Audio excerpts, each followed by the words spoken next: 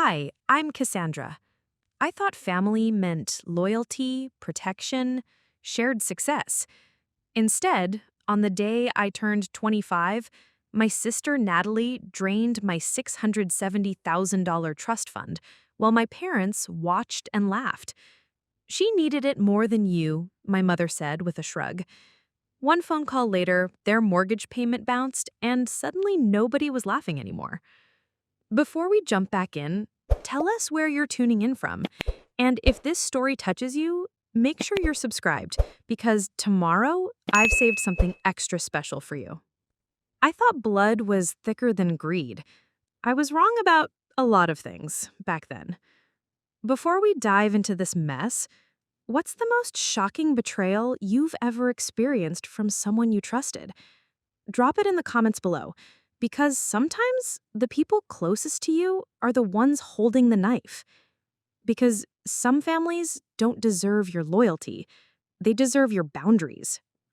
The morning air in Millbrook, Connecticut carried that crisp October bite that makes you pull your jacket tighter and walk a little faster. I was driving down Maple Ridge Road toward the law offices of Patterson Associates, my hands steady on the wheel despite the flutter of anticipation in my chest. Today was trust fund day, the day I'd finally have access to the money my grandmother had left me when I was 18. 7 years of waiting.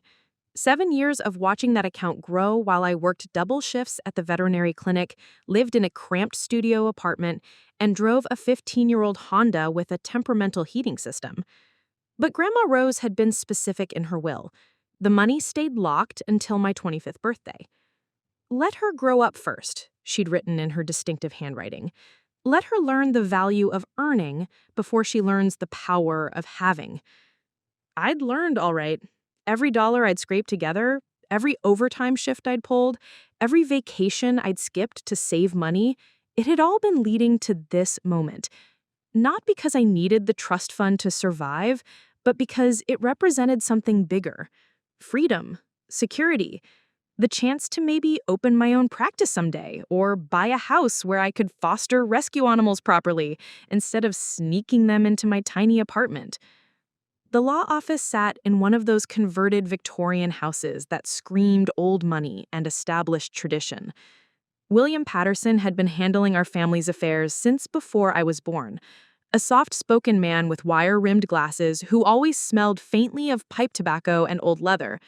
He'd been the one to explain the trust fund to me when I turned 18, walking me through the paperwork with the patience of someone who'd done this dance 1,000 times before.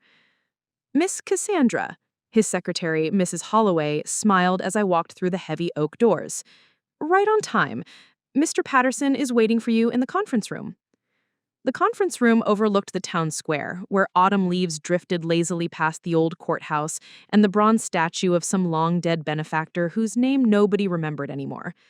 Everything about this place felt solid, permanent, trustworthy, the kind of place where your grandmother's final wishes would be honored without question. William Patterson stood as I entered, extending his hand with a warm smile that didn't quite reach his eyes. That should have been my first warning, but I was too excited to notice. Cassandra, happy birthday, he said, gesturing to the chair across from his mahogany desk. I trust you're ready for this moment you've been waiting for. More than ready, I laughed, settling into the leather chair that creaked softly under my weight. I've been dreaming about this day since I was 18. 7 years feels like forever when you're watching money just sit there. His smile faltered slightly. Yes. Well, about that, I'm afraid we have a situation we need to discuss. The flutter in my chest shifted, becoming something colder. A situation? Patterson opened the manila folder in front of him, his movements suddenly careful and measured. 3 days ago, your sister Natalie came to see me. She had some documentation from your parents regarding the trust fund. My blood began to slow in my veins. Documentation?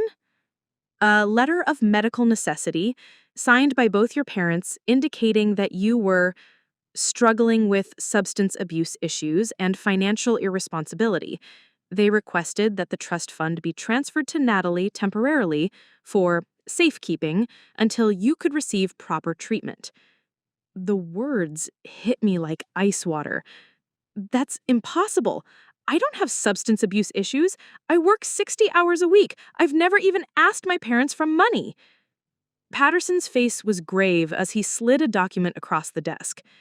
I'm afraid the transfer has already been completed. Your sister presented very convincing medical documentation, and your parents were quite insistent that this was in your best interest. I stared at the paper, the legal language blurring as my vision tunneled. Transfer of trust assets, beneficiary change. Natalie's signature, bold and confident, right next to my parents' familiar scrawls. The date stamp showed yesterday, the day before my birthday. "This can't be legal," I whispered, my voice sounding strange and distant. "These are lies, fabricated documents. I've never been to rehab, never been arrested, never—" "I understand your distress," Patterson said gently, "but I'm obligated to follow the directives of the trust's appointed guardians. Your parents, as your next of kin, had the authority to make this decision if they believed you were incapacitated." The room felt like it was tilting. 7 years. $670,000. Gone. Where's Natalie now? I believe she mentioned something about a trip to Europe. She seemed quite relieved that the family situation was being handled responsibly. Europe. Of course. My sister, who hadn't held a job longer than 6 months in her entire 23-year life, was probably boarding a first-class flight to Paris with my money, while I sat here being told I was too irresponsible to handle my own inheritance. "I want to call my parents," I said, standing on unsteady legs, "right now." Patterson nodded toward the phone on his desk. Of course. My mother answered on the third ring, her voice bright and cheerful. "Oh, Cassie, how did the meeting go, honey?" How did the meeting go? The words came out sharp enough to cut glass. "You stole my trust fund, Mom. You and Dad lied to a lawyer and gave my money to Natalie." A pause. Then a laugh. Light, dismissive, the kind of laugh you give when a child says something absurd. "Oh, sweetie, we didn't steal anything. We saved you from making a terrible mistake. You know how impulsive you can be." Impulsive. I've been working and saving and planning for 7 years. Cassandra, please. You're getting hysterical. Natalie needed that money for her future. She's got so much potential, and you're already doing fine with your little animal job. This way, the money stays in the family and gets used properly. Her little animal job. The veterinary clinic where I'd been promoted to assistant manager. The place where I'd worked overtime to save every penny while Natalie bounced from yoga instructor to party planner to whatever other whim struck her fancy. Put Dad on the phone. Another laugh, this one shared with someone in the background. "Richard, Cassie wants to talk to you. She's upset about the trust fund thing." My father's voice was jovial when he took the phone. "Hey there, birthday girl. Don't worry about all this legal stuff. Your sister's going to invest that money wisely. Maybe buy a house, start a business. You'll thank us someday." "Dad, that money was left to me. By Grandma Rose. For me. And now it's being used to help the family, which is what Rose would have wanted. You're young, Cassie. You'll make your own money. Natalie needed this opportunity." The casual dismissal in his voice was almost worse than the theft itself. I wasn't even worth taking seriously. I wasn't even worth a real explanation or an apology. I was just the responsible daughter who would understand and forgive and move on, because that's what responsible daughters do. "Where is she?" I asked quietly. "Natalie? Oh, she's treating herself to a little vacation before she decides how to invest the money. Paris, I think, or maybe London first." She was so excited. I hung up the phone. Patterson was watching me with the careful expression of someone who'd witnessed family implosions before. "I'm truly sorry, Cassandra. If there's anything I can do to help you contest this legally." "Is there? Can I contest it?" His pause told me everything I needed to know. It would be expensive, time-consuming, and given that your parents signed off on the medical documentation, the fabricated medical documentation that would need to be proven false in court, which could take years and cost more than you likely have available. I walked out of that office in a daze, my footsteps echoing on the old wooden floors like a funeral march. Outside, Millbrook looked exactly the same as it had an hour ago. Same autumn leaves, same bronze statue, same quaint New England charm, but something fundamental had shifted in my world. The people I'd trusted most had just taught me that blood meant nothing when money was involved. As I sat in my car, staring at the law office through my windshield, one thought crystallized in my mind with perfect clarity. If my family wanted to play financial games, I was about to show them I'd learned the rules better than they thought. My phone buzzed. A text from Natalie sent from what looked like an airport. "Thanks for being such a good sister. Don't worry, I'll make sure the money goes to good use. XXO." Attached was a photo of her boarding pass, first class to London. I started the engine and drove home, my mind already working through possibilities. They thought I was too young, too naive, too trusting to fight back. They were about to learn how wrong they were about a lot of things. After all, there's a difference between being kind and being stupid. And I just graduated from one to the other. Preparing and narrating this story took us a lot of time. So if you are enjoying it, subscribe to our channel. It means a lot to us. Now back to the story. The drive back to my apartment took me through the heart of Millbrook, past the neighborhoods where I'd grown up believing in fairness and family loyalty. The Riverside district, where my parents still lived in the same colonial house they'd bought when I was 10, sat just 15 minutes from my cramped studio on the wrong side of the railroad tracks. 15 minutes that might as well have been 15 light years, given how differently we'd all turned out. My Honda wheezed to a stop outside Pinewood Gardens Apartments, a generous name for what was essentially a converted motel, painted beige, and surrounded by a chain-link fence. But it was mine. Every month's rent paid with my own hands, every utility bill covered by my own overtime shifts. The kind of independence that apparently meant nothing when your family decided you weren't mature enough to handle money. Inside apartment 2B, the afternoon light filtered through blinds that had seen better decades, casting long shadows across furniture I'd bought piece by piece from estate sales and Craigslist. The blue couch with the cigarette burn on one arm, the kitchen table that wobbled unless you folded a napkin under the short leg, the bookshelf made of concrete blocks and wooden planks. None of it matched, but all of it was earned. I sank into that blue couch and stared at the framed photo on my coffee table. The whole family at last Christmas, gathered around my parents' dining room table with its crystal glasses and silver candlesticks. Mom in her red cashmere sweater, Dad in his traditional green tie, both of them beaming with holiday cheer. Natalie lounged in the antique chair by the window, wearing a designer dress I remembered her buying with their credit card. And me, perched on the edge of the scene in my clearance rack blouse, smiling because I thought we were happy. The irony wasn't lost on me that this photo captured everything wrong with our family dynamics.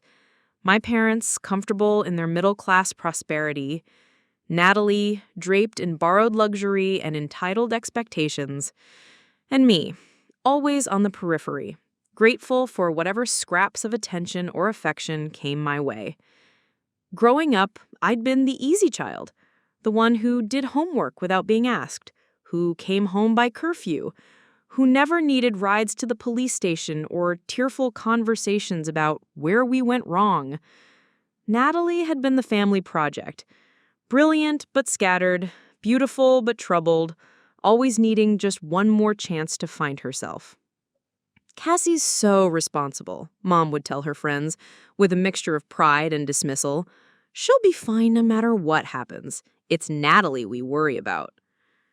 And I'd believe that being the stable one meant something, that reliability would be rewarding, that sacrifice would be remembered, that being the daughter they never had to worry about would earn me a place at the table when important decisions were made. Instead, it had earned me irrelevance. The trust fund had been Grandma Rose's idea, not mine. She'd called me into her hospital room 3 months before she died, her papery hands folding around mine with surprising strength. "Cassandra, you listen to me," she'd whispered, her voice still sharp despite the cancer eating through her lungs.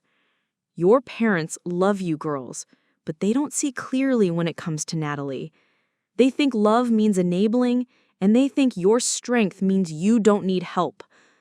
I'd started to protest, but she'd squeezed my hand tighter. "I'm leaving you money, child. Real money.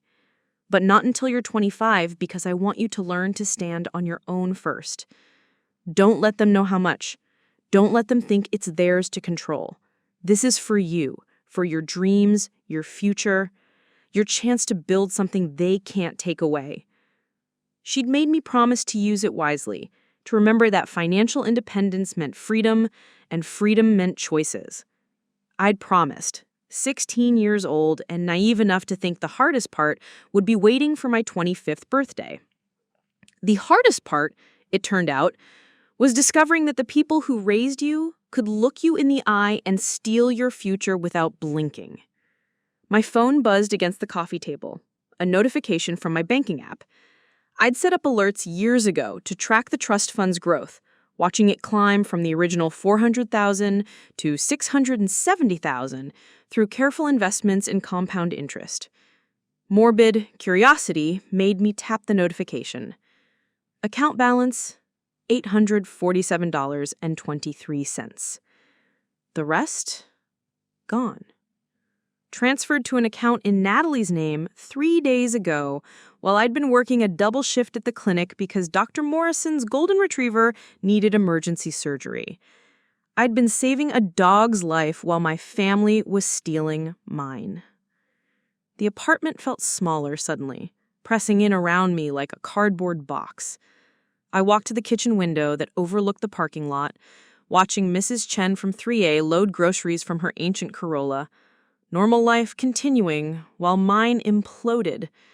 7 years of sacrifices flashed through my memory like a cruel slideshow. The spring break trips I'd skipped to work extra shifts. The dates I'd declined because dinner and a movie meant choosing between gas money and groceries. The master's degree in veterinary science I'd put on hold because I couldn't afford student loans and rent simultaneously. Every decision had been made with that trust fund in mind. Not because I was lazy or entitled, but because I believed in deferred gratification. I believed that working hard and waiting patiently would eventually pay off, that Grandma Rose's gift would bridge the gap between my current struggles and my future dreams. I'd planned everything. The down payment on a house where I could set up a proper foster system for rescue animals, the equipment needed to start my own mobile veterinary practice, serving rural areas where pet care was scarce. The emergency fund that would let me take chances, make mistakes, build something meaningful without the constant fear of financial ruin. Those dreams hadn't been expensive by most standards, but they'd been mine. Carefully researched, meticulously planned, realistically achievable with the trust fund as a foundation. Now they were Natalie's European vacation. The cruelest part wasn't even the money. It was the casual dismissal, the assumption that I'd understand and forgive because that's what responsible daughters do. The complete lack of guilt or acknowledgement that they'd just destroyed 7 years of patience and planning with a few signatures on fabricated documents. I thought about calling my best friend Jenna, but what would I say? That my family had robbed me blind and I'd been too trusting to see it coming? That I'd spent my entire adult life being the good daughter while they'd been planning to screw me over the moment it became convenient? Instead, I pulled out my laptop and began researching.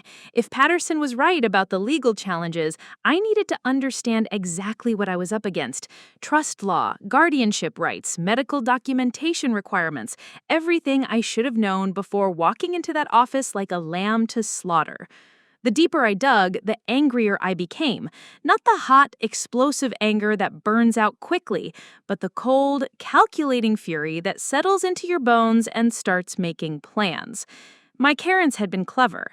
Claiming incapacity due to substance abuse was standard enough to be believable, vague enough to be hard to disprove, and humiliating enough to discourage public fighting.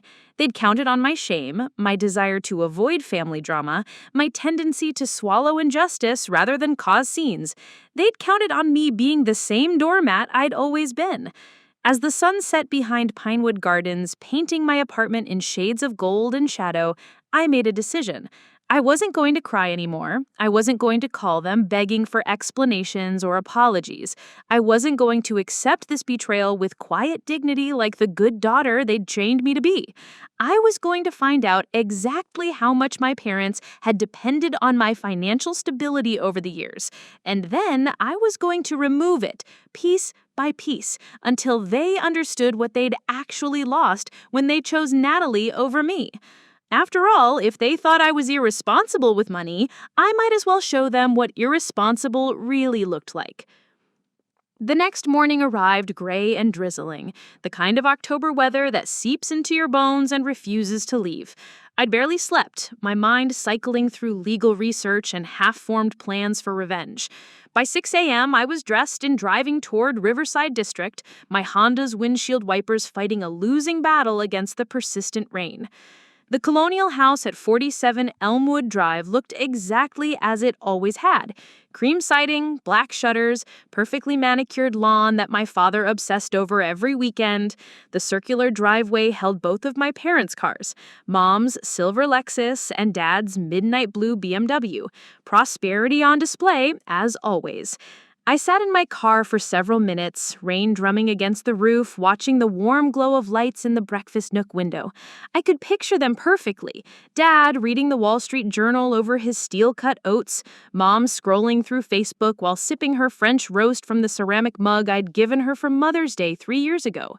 The same comfortable morning routine that they'd maintained for as long as I can remember. The routine that had just been funded by stealing my future. I walked up the cobblestone path without bothering to dodge the puddles. By the time I reached the mahogany front door, my sneakers were soaked and my hair was plastered to my skull. I used my key, the one they'd never ask for back despite my moving out 2 years ago, and stepped into the familiar warmth of home. "Cassandra," Mom's voice drifted from the kitchen, surprised but not alarmed. "What are you doing here so early? And good heavens, you're soaked." I followed her voice through the living room with its antique furniture and family photos, past the dining room where we'd celebrated every holiday of my childhood. The kitchen smelled like coffee and bacon, domestic comfort wrapped in a lie. Both parents looked up as I entered. Mom stood at the granite island, still in her silk pajamas and cashmere robe, holding that familiar mug. Dad sat at the breakfast table in his navy blue suit, clearly preparing for another day at the investment firm where he managed other people's money with such careful attention.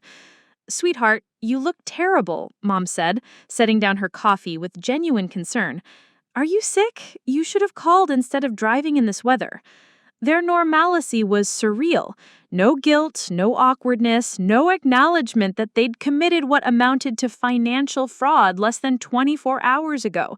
They looked at me with the same parental concern they'd shown when I'd scraped my knee at age 7 or cried over my first breakup at 16. "I need to talk," I said, my voice steadier than I felt, "about the trust fund." Dad glanced up from his newspaper, his expression shifting to that patient tone he used when he thought I was being dramatic. "Oh, honey, we explained all that yesterday. You're upset now, but you'll understand when you're older. Natalie really needed this opportunity." Opportunity? I stared at him.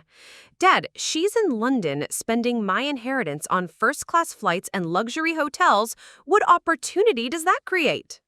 "She's expanding her horizons," Mom interjected, moving to the coffee maker. "Travel broadens the mind. Would you like some coffee, dear? You look chilled."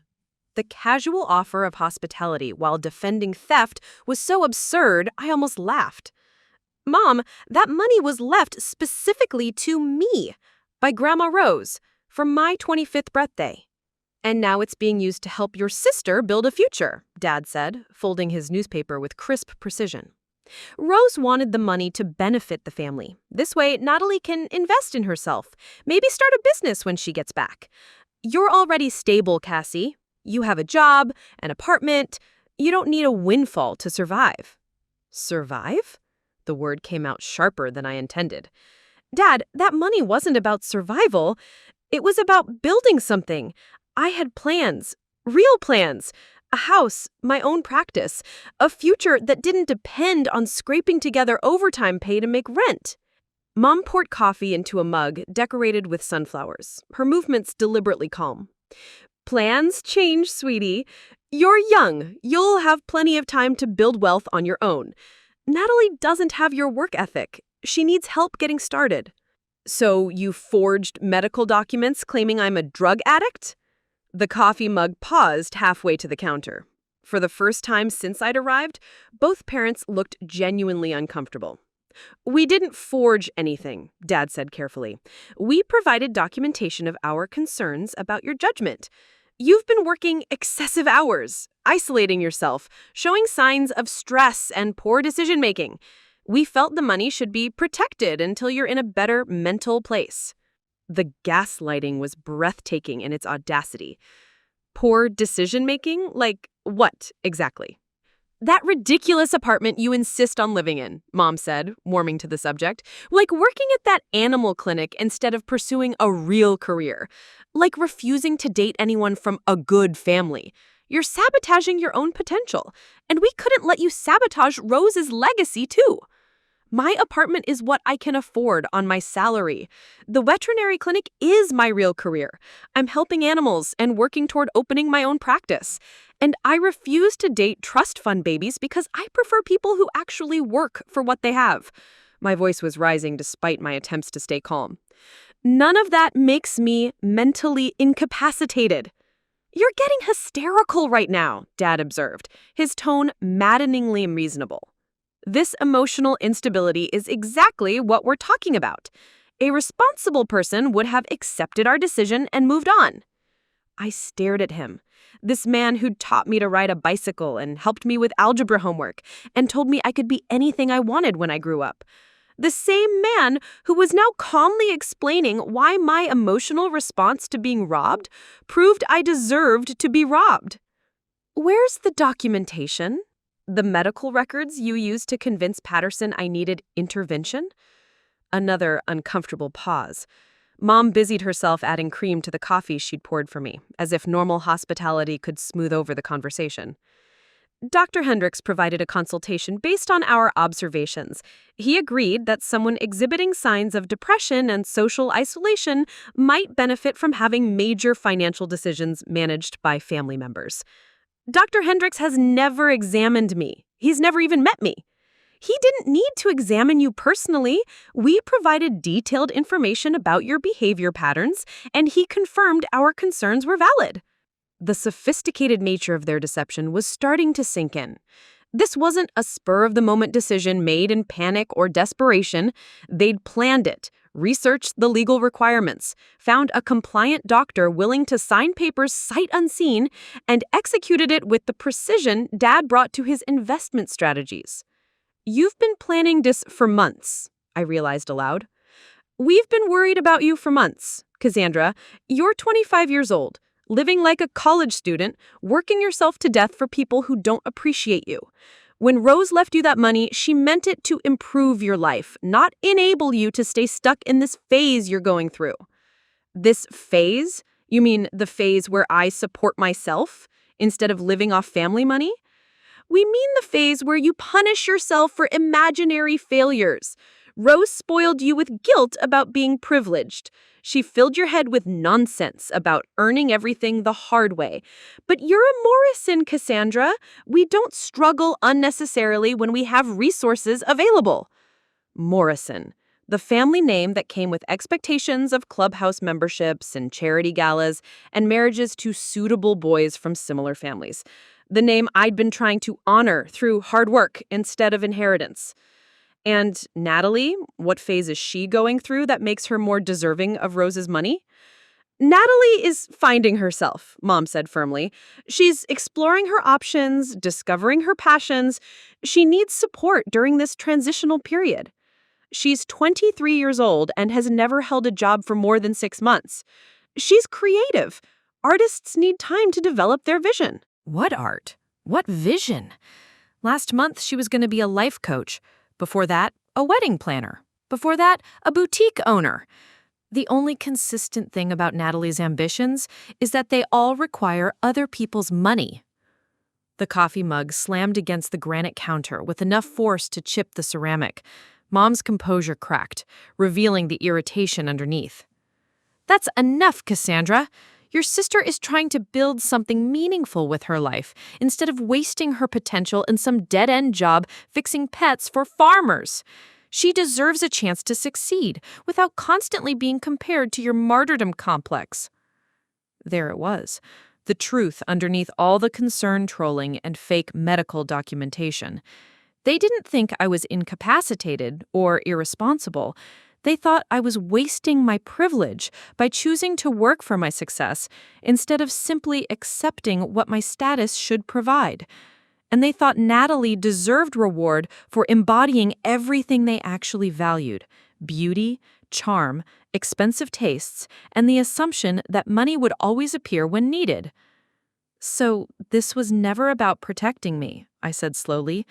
This was about redistributing resources to the daughter whose lifestyle you approve of. Dad straightened his tie, a gesture I recognized from countless family arguments. This was about making sure Rose's money serves its intended purpose, helping this family thrive. You would have buried that inheritance in some middle-class fantasy about earning your way through life. Natalie will use it to create opportunities for herself and, eventually, for all of us. Opportunities like a European vacation? Like networking with international contacts, exploring potential business ventures, experiencing cultures that could inspire her next career move. Mom rattled off as if she'd rehearsed the justification. You see wasteful spending because you've trained yourself to think small. We see investment in human potential. I looked around the kitchen one more time, at the granite countertops and stainless steel appliances, at the family photos showing 4 people who'd never really been a family, at the coffee getting cold in a mug decorated with sunflowers that would never again remind me of maternal love. I need to go, I said quietly. Cassie, don't leave angry, Mom pleaded, her voice returning to its familiar maternal warmth. We can work through this. Maybe when Natalie comes back, we can all sit down and discuss how to move forward as a family. When she comes back? I turned in the doorway. When she comes back broke, you mean? Because you know she's going to spend every penny of that money, don't you? You know she's not investing in anything except her own immediate gratification. And when it's gone, you'll expect me to help clean up the mess just like I always have. The silence that followed confirmed everything I'd suspected. They knew exactly who Natalie was, just as they knew exactly who I was. The difference was that they'd chosen to reward her weaknesses and punish my strengths. You'll understand someday, Dad said finally. When you have children of your own, you'll realize that love sometimes means making difficult decisions for their benefit. I walked back to my car through the rain, my clothes soaked, and my illusions finally completely shattered. Behind me, the warm lights of 47 Elmwood Drive glowed through the gray morning, a picture of domestic tranquility built on lies and theft and the casual destruction of a daughter's trust. As I drove away from Riverside District, one thought crystallized with perfect clarity. They'd taught me everything I needed to know about family loyalty. Now I was going to teach them about consequences. I drove aimlessly through Millbrook for an hour, my clothes gradually drying against the car's laboring heater, while my mind processed the full scope of what had just happened. The rain had stopped, leaving the town washed clean and glistening, but nothing felt clean about what I'd discovered in that kitchen. Eventually, I found myself in the parking lot of Riverside Memorial Park, staring at the section where Grandma Rose was buried. I hadn't planned to come here, but something had pulled me to this quiet corner of town where the old maple trees stood guard over decades of family secrets and broken promises. I walked across the wet grass in my soggy sneakers, past headstones dating back to the 1800s, until I reached the simple granite marker that read, Rose Eleanor Morrison, 1932 to 2018, beloved mother and grandmother. No flowery sentiments, no religious platitudes, just facts, the way she would have preferred. Sitting cross-legged on the damp ground beside her grave, I finally let myself feel the full weight of the betrayal. Not just the money, though $670,000 was more than I'd ever see in a single lump sum again, but the casual cruelty of it, the calculated nature of their deception, the complete absence of guilt or acknowledgement that they'd just destroyed 7 years of careful planning. They said you wanted the money to help the family, I whispered to the granite stone, my voice barely audible in the morning stillness. But you specifically told me not to let them control it. You knew, didn't you? You knew they'd try to take it. The memory of our last conversation replayed in perfect detail. Grandma Rose gripping my hand with surprising strength, her eyes still sharp despite the morphine clouding her system. Your parents love you girls, but they don't see clearly when it comes to Natalie, she'd whispered. They think love means enabling, and they think your strength means you don't need help. She'd been warning me, not just about waiting until I was mature enough to handle the inheritance, but about the family dynamics that would inevitably try to redistribute her final gift according to their own twisted logic. I pulled out my phone and scrolled through the photos from last Christmas, stopping at the family portrait we'd taken in front of their fireplace. 5 months ago, I'd looked at this picture and seen love, tradition, belonging. Now I saw something entirely different. Dad's arm around Mom's shoulders, both of them beaming with satisfaction at their perfect holiday display. Natalie, draped elegantly in that designer dress, her smile confident and entitled, secure in the knowledge that she was the favorite who could do no wrong. And me, squeezed into the frame at the edge, smiling because I thought I belonged there. But I'd never belonged. I'd been tolerated, utilized, kept around because reliable daughters serve a purpose. Someone had to be responsible while Natalie explored her creative potential. Someone had to work overtime to contribute to family emergencies while she discovered herself in expensive ways. Someone had to be the backup plan, the insurance policy, the steady presence that enabled everyone else's chaos. Until the moment my usefulness expired and my resources became more valuable than my presence. The realization should have been devastating, but instead I felt something unexpected: relief. For 25 years, I'd been trying to earn a place in a family that had never intended to give me one. I'd been performing strength and independence while secretly craving their approval, working twice as hard as Natalie to receive half the recognition. Now I knew where I stood. Not as a beloved daughter whose needs mattered, but as a resource to be managed and redistributed according to their priorities. My phone buzzed with a text from Jenna, my best friend since veterinary school. "Coffee later? You sounded weird when you called last night."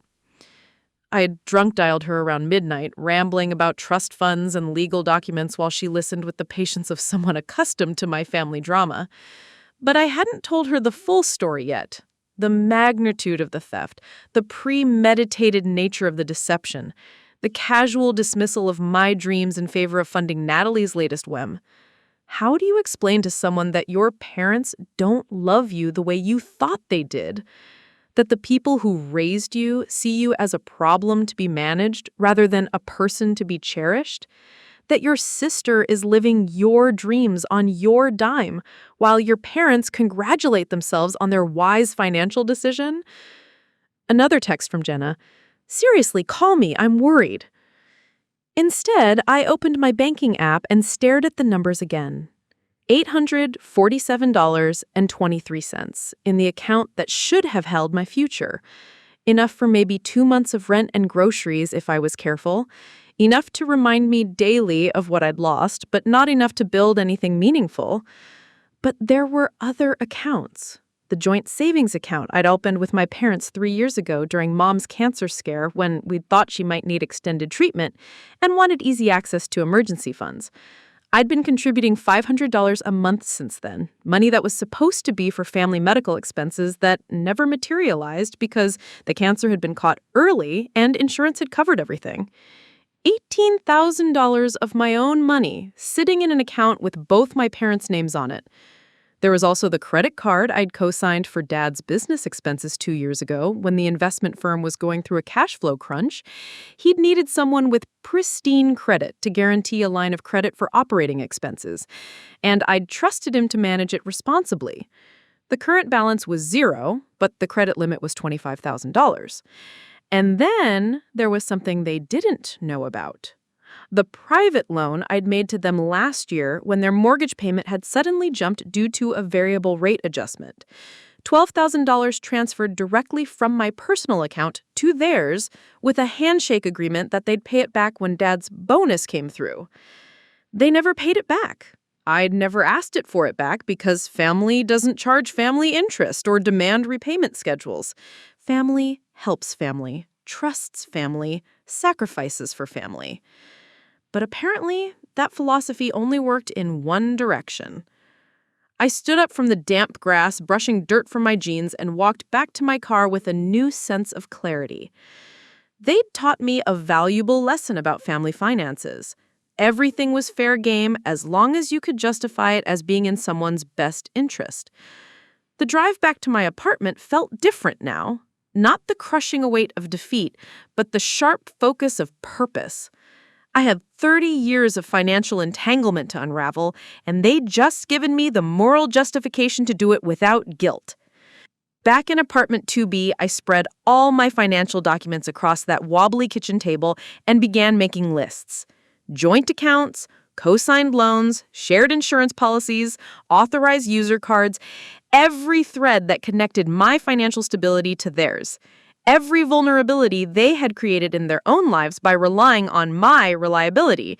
The joint savings account would be first, perfectly legal to withdraw my own contributions, and devastating to their emergency fund planning. The co-signed credit card would be next, a simple call to remove my liability and destroy their backup line of credit. But those were just tactical moves. The real strategy required understanding their complete financial picture, and I knew more about that than they probably remembered. 7 years of helping with tax preparation, investment decisions, and budget planning had given me intimate knowledge of their income sources, spending patterns, and debt obligations, including the fact that Dad's mortgage payment had increased by $400 a month last year, and they'd been struggling to adjust their budget accordingly. The same mortgage payment that came out of their checking account automatically on the 15th of every month. The same checking account that would suddenly be $18,000 lighter when I withdrew my contributions from their emergency fund. The same emergency fund they've been using to float the mortgage payments when Dad's commission checks came in late or Mom's retail therapy sessions exceeded the budget. My laptop hummed to life as I began researching Connecticut banking laws, withdrawal procedures, and the timeline for removing authorized users from credit accounts. Not because I wanted to destroy them, but because I wanted them to understand what they'd actually lost when they chose to treat me as a resource rather than a daughter. They'd raised me to be responsible, reliable, financially stable. They'd taught me to plan ahead, think strategically, and always have contingencies in place. Now they were about to discover exactly how well I'd learned those lessons. I pulled up the online banking portal for our joint account and stared at the withdrawal options. One click would remove my safety net from their financial planning. One phone call would eliminate their backup credit line. One conversation with their mortgage lender about the unauthorized personal loan would create complications they couldn't easily resolve. But first, I wanted them to enjoy the illusion of victory a little longer. Let them think they'd successfully redistributed Rose's money without consequence. Let them believe their reliable daughter would absorb this betrayal with quiet dignity, just like she'd absorbed every other family sacrifice over the years. Let them sleep peacefully for a few more nights, secure in their beautiful house with its perfect mortgage payments and emergency funds, before they learned what financial abandonment actually felt like. After all, they taught me that love sometimes means making difficult decisions for someone's benefit. I was about to show them just how difficult those decisions could be. Monday morning arrived crisp and clear, the kind of October day that makes you believe in fresh starts and second chances. I sat at my kitchen table with my laptop, 3 cups of coffee, and a yellow legal pad covered in careful notes. The emotional storm of the weekend had passed, leaving behind something far more dangerous: clarity. I'd spent Sunday creating what I privately called the Morrison Family Financial Dependency Map, a comprehensive breakdown of every monetary connection between my parents and me over the past 7 years. The results were more extensive than even I had remembered. Joint savings account, $18,647. My contributions, approximately $16,000. Co-signed business credit line, $25,000 limit, currently zero balance. Outstanding personal loan to parents, $12,000, never formalized, never repaid. Shared car insurance policy, $180 per month savings for them versus individual coverage. Emergency credit card for mom's retail therapy sessions, $3,000 limit. I'm the primary card holder. Dad's golf club membership, $200 per month automatically charged to my credit card since 2019. Mortgage assistance, 3 payments totaling $3,200 made during Dad's commission drought last winter. The list went on. Nearly $55,000 in direct financial support, plus ongoing monthly benefits that saved them over $400 per month. None of it documented with formal agreements because family doesn't need contracts. All of it taken for granted as my natural contribution to the household economy that had supposedly kicked me out for being a freeloader. But the real revelation came when I cross-referenced these numbers with what I knew about their monthly budget.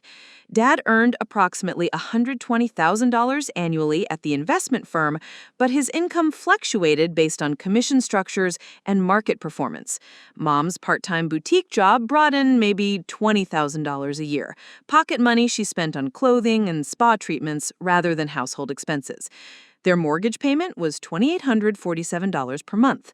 Car payments, insurance, utilities, and minimum debt service added another $1,800. That left roughly $3,000 monthly for food, entertainment, clothing, and savings, assuming Dad's commission checks remained steady. The problem was that Dad's commission checks hadn't remained steady. The financial markets had been volatile for 18 months, and his income had dropped by nearly 30% compared to his peak years. They'd been supplementing the shortfall with my contributions and the joint emergency fund I'd been building for the past 3 years. Without my financial backstop, they were living approximately $800 above their actual means every month. I opened my online banking portal and stared at the joint savings account balance. One transfer would remove the cushion that had been enabling their lifestyle inflation. One phone call would eliminate their emergency credit access. One conversation with their mortgage lender about the unauthorized personal loan would create complications they couldn't easily resolve. But timing was everything. Random financial chaos would be dismissed as coincidence or bad luck. Strategic sequencing would send a message impossible to ignore. First, I needed to understand their exact cash flow cycle. Dad's commission payments typically arrived around the 20th of each month, covering the mortgage payment that automatically withdrew on the 25th. Mom's boutique paychecks were deposited bi-weekly, but were essentially discretionary income. Their checking account balance usually dipped to dangerous levels between the 10th and 20th of each month, requiring transfers from the joint savings to cover routine expenses. Today was October 7th. Dad's last commission payment had likely been smaller than expected based on September's market performance. Their checking account would be running low right around the time their mortgage payment attempted to process. Perfect. I called First National Bank's customer service line, navigating through the automated menu until I reached a human representative named Jennifer, who sounded younger than my car. I need to remove myself from a joint savings account, I said, providing the relevant account numbers and security information. Of course, Miss Morrison. Are you looking to close the account entirely or just remove your access? I want to withdraw my contributions and close my involvement. The other account holders can maintain the account if they choose. Jennifer's keyboard clicked efficiently. I see you've been the primary contributor to this account. Your total deposits over the past 3 years amount to $16,847. Would you like to transfer that amount to a different account? Yes, to my personal checking account, please. More clicking. That transfer will process immediately. The remaining balance will stay with the other account holders. Is there anything else I can help you with today? Actually, yes. I need to remove myself as an authorized user from a credit card account as well. I provided the credit card information for Dad's business line of credit. Jennifer's tone became slightly more cautious as she pulled up the account details. Ms. Morrison, I see you're listed as the primary guarantor on this account, not just an authorized user. Removing yourself would require either paying off the current balance or having another qualified person assume the guarantee. The current balance is 0, but there's been significant activity on this card over the past 2 years. What kind of activity? Multiple cash advances and balance transfers all paid off before the statement closing dates. It appears this card has been used as a short-term bridge loan several times. Bridge loan. Of course. Dad had been using my credit line to smooth over his commission payment timing issues, borrowing against my credit when his income was late, and paying it back when the checks finally arrived. All perfectly legal, since I'd authorized it, and invisible to me since he'd been responsible about clearing the balance each month. But now I understood another layer of their financial dependency. Without my credit backing, Dad's cash flow management would become significantly more complicated. I want to remove my guarantee from this account immediately, I said. I'll need to transfer you to our business credit department for that process. Please hold. 20 minutes and 3 department transfers later, I'd successfully extracted myself from Dad's emergency credit access. The representative warned me that his account would likely be reviewed for creditworthiness within 30 days, given that his primary guarantee had been removed. Next came the car insurance. A simple phone call to switch to an individual policy, effective immediately.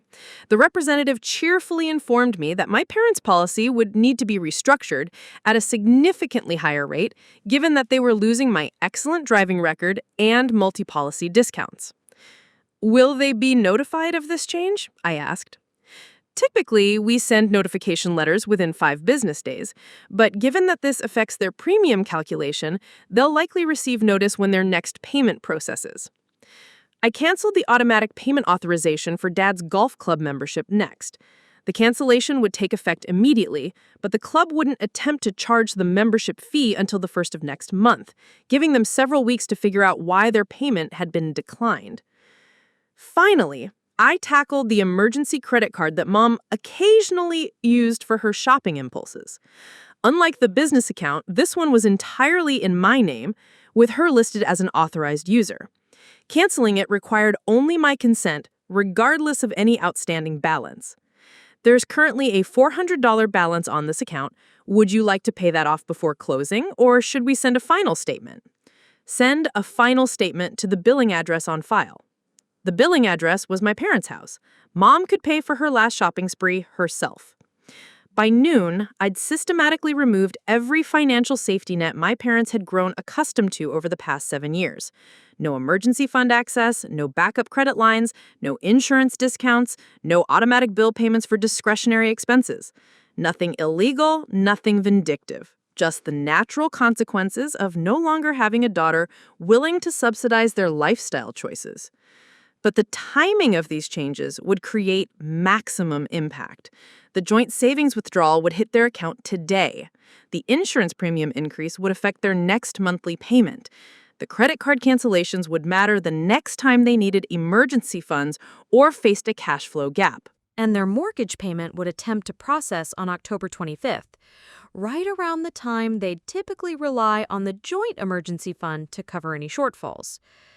I spent the afternoon researching Connecticut mortgage law and foreclosure procedures, not because I wanted to see them lose their house, but because I wanted to understand exactly what kind of pressure they'd face when their financial safety nets disappeared. Late fees, penalty rates, credit score impacts, all the consequences I'd been helping them avoid for years without realizing it. The irony wasn't lost on me that I was using skills they'd taught me, research, planning, strategic thinking, to dismantle the financial framework they'd built around my reliability. Dad had always praised my attention to detail and analytical abilities. Mom had bragged about my responsibility and careful money management to her friends. Now they were about to experience those abilities from the other side. My phone buzzed with a text from Natalie, sent from what appeared to be a luxury hotel in London. "Having the most amazing time. You should see the view from my suite. Thanks for being so understanding about everything. XOXO." Attached was a photo of her lounging in a marble bathroom that probably cost more per night than I made in a week. I screenshotted the message and saved it in a folder I'd created called Evidence. Not for any legal purposes, but as a reminder that while I'd been carefully dismantling my parents' financial security, my sister was literally bathing in the money that should have funded my dreams. The contrast was perfect, really. Natalie enjoying immediate gratification with money she'd never earned, while I was learning the patient art of strategic consequences. She was living like an heiress on stolen inheritance, while I was discovering that revenge, done properly, required the same careful planning as any other worthwhile project. By evening, I'd received 3 automated emails confirming the various account changes. The joint savings transfer had processed successfully, the credit card cancellations were effective immediately, the insurance policy modifications would take effect with the next billing cycle.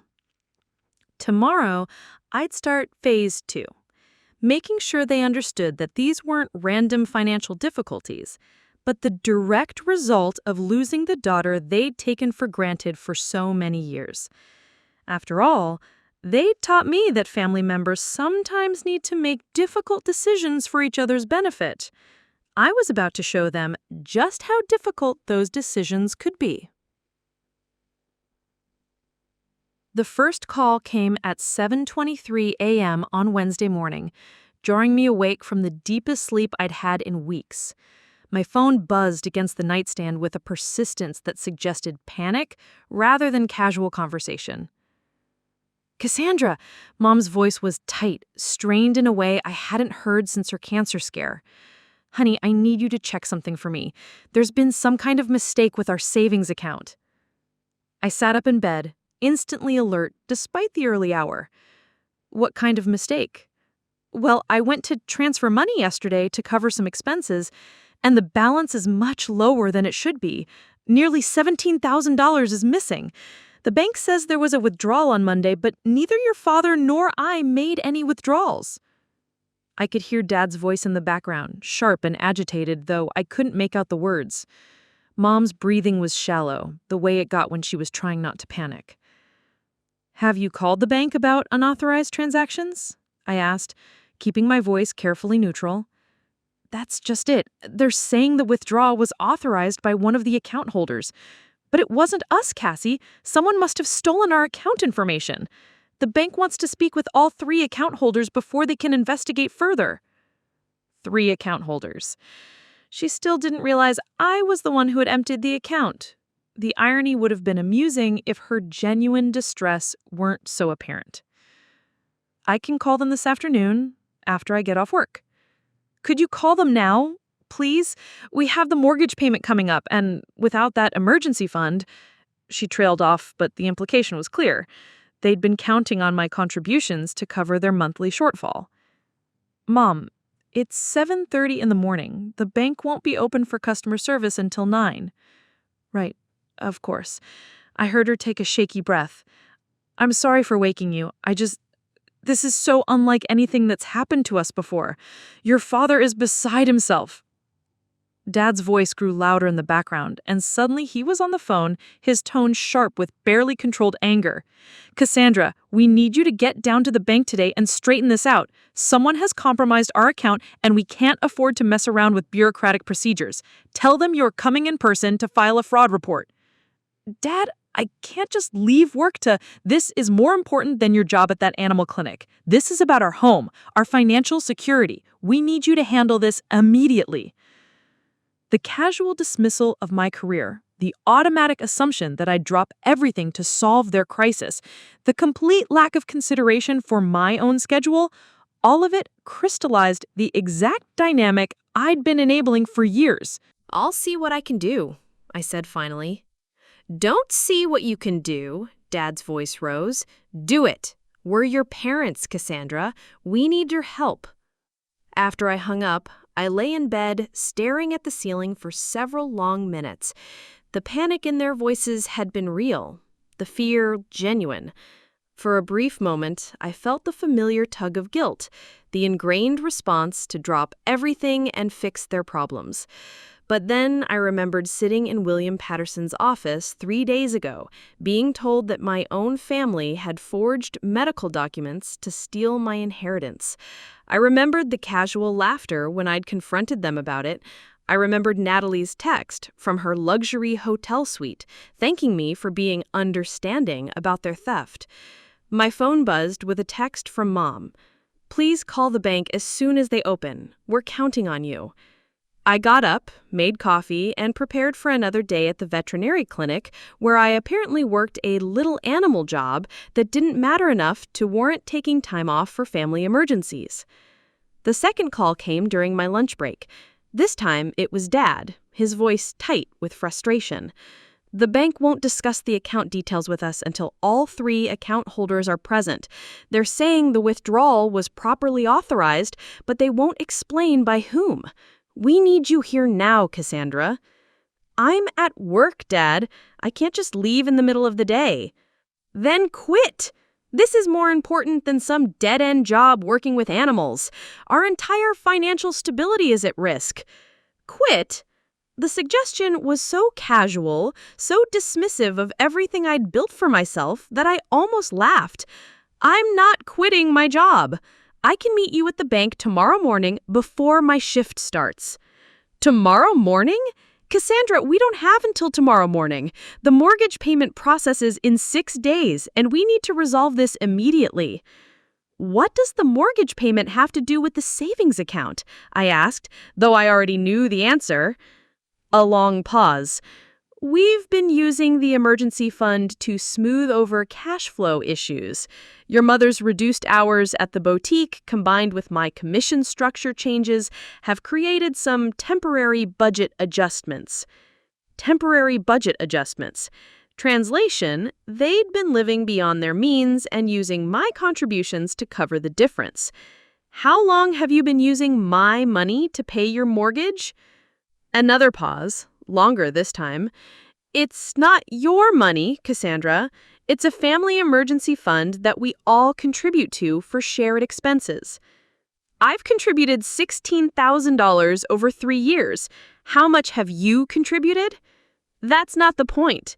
The point is that someone has stolen money from our family, and we need you to help us get it back." I hung up and spent the rest of my lunch break researching Connecticut banking regulations regarding joint account disputes. The law was clear. Any account holder could withdraw funds without consent from other account holders, unless there were specific written agreements stating otherwise, which there weren't because family doesn't need contracts. The third call came at 8 p.m., after I'd finished a 12-hour shift that included an emergency surgery on a golden retriever who'd swallowed a tennis ball. I was exhausted, covered in dog hair, and looking forward to a quiet evening when Mom's number flashed across my screen. "Cassie, thank God you're available. We've had the most terrible day. First, the savings account issue, then your father got a call from his credit card company about some kind of account review." My pulse quickened. The business credit card cancellation was starting to have ripple effects. "What kind of account review?" Something about the account guarantee being modified. They want to reassess his credit limit based on current income verification. It's all very confusing, but they're threatening to reduce his available credit by a significant amount. Why would that matter if he's not carrying a balance? Well, he uses that card for business cash flow management. When commission payments are delayed, he sometimes needs to advance expenses and pay them back when the checks arrive. Without that credit line, she didn't finish the sentence, but she didn't need to. Dad had been using my credit guarantee to manage his irregular income, borrowing against my excellent credit rating to smooth over his commission payment timing. I closed my eyes, feeling the weight of their financial house of cards starting to collapse. Every safety net I'd provided, every backstop I'd guaranteed, every monthly contribution I'd made, all of it had been invisible to them until it disappeared. Maybe they made a mistake, I said carefully. These things happen with automated systems. That's what we're hoping. But Cassie, if his credit line gets reduced, it could create serious cash flow problems for the business. And with the savings account issue on top of it, she became more fragile. We might need to ask you for help covering some expenses this month. Help covering expenses? After stealing my trust fund? After dismissing my concerns? After calling me irresponsible and claiming I needed financial supervision? They were asking for help covering expenses. What kind of expenses? Just temporary things. The mortgage payment, maybe some utilities, just until we get these banking issues resolved and your father's commission payments stabilize. I looked around my tiny apartment, at the secondhand furniture and the bills I paid with my own carefully managed paycheck from my little animal job. The contrast with their expectations was so stark it was almost surreal. How much help are we talking about? Maybe $3,000 or $4,000, just as a bridge loan until everything gets straightened out. $3,000 or $4,000, nearly 5 months of my rent, requested as casually as if I were lending them $20 for dinner. I'll need to check my budget and get back to you, I said. Of course, honey, but soon, okay? We're really in a bind here. After hanging up, I sat in my kitchen chair and stared at the legal pad where I'd mapped out their financial dependencies. Every line item was playing out exactly as I'd predicted. The emergency fund withdrawal had created immediate cash flow pressure. The credit line cancellation was eliminating their backup liquidity management. The timing was perfect, maximum impact with minimal traceability to intentional action. But hearing the genuine panic in their voices, the real fear about losing their home, created an unexpected knot of guilt in my chest. These were the people who'd raised me, taught me to ride a bicycle, helped me through heartbreaks and homework struggles. The same people who'd just stolen my future without blinking. But still, they were my parents. My phone buzzed with another text from Natalie. Toured the Tower of London today. Did you know they display the crown jewels there? Feeling like royalty myself. Hope you're well. Love you. The attached photo showed her posing in front of a display case containing priceless historical artifacts, her smile radiant with the joy of someone living their best life on someone else's dime. The guilt evaporated instantly. While I was being asked to provide emergency loans to cover their mortgage, my sister was touring tourist attractions with money that should have funded my veterinary practice dreams. While they were panicking about temporary budget adjustments, she was feeling like royalty with my inheritance. I pulled up my online banking app and checked the balance in my personal checking account.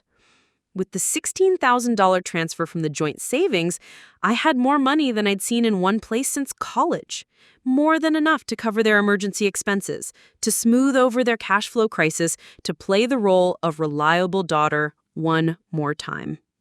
Instead, I opened my laptop and began researching rental properties in nearby towns. If they wanted to ask me for emergency loans while my sister lived it up in Europe on my stolen trust fund, they were about to learn what real financial independence looked like.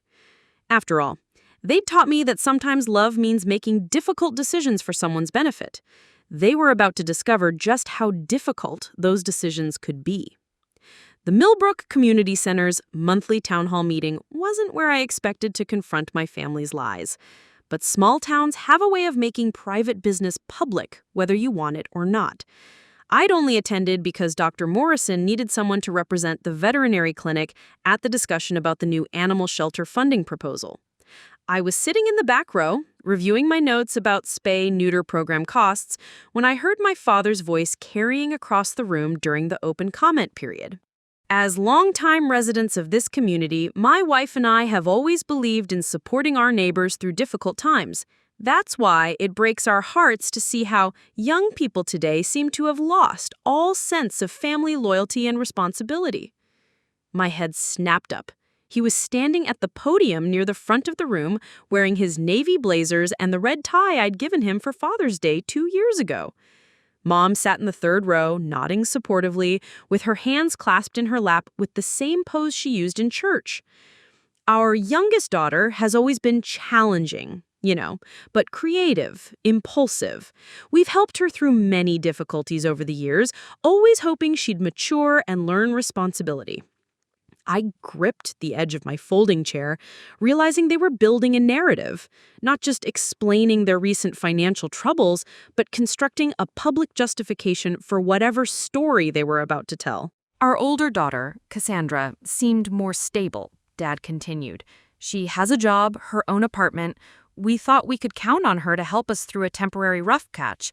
But when we needed her most, she completely cut us off, refused to help with basic expenses, abandoned us to face financial hardship alone. A few murmurs rippled through the audience. Mrs. Henderson from the flower shop was shaking her head sympathetically. Mr. Kowalski, who owned the hardware store, was frowning with the expression he reserved for discussing shoplifters and vandals. "We're not asking for charity," Mom said, her voice catching slightly. "We're just heartbroken that we raised a daughter who could turn her back on her own parents so cruelly.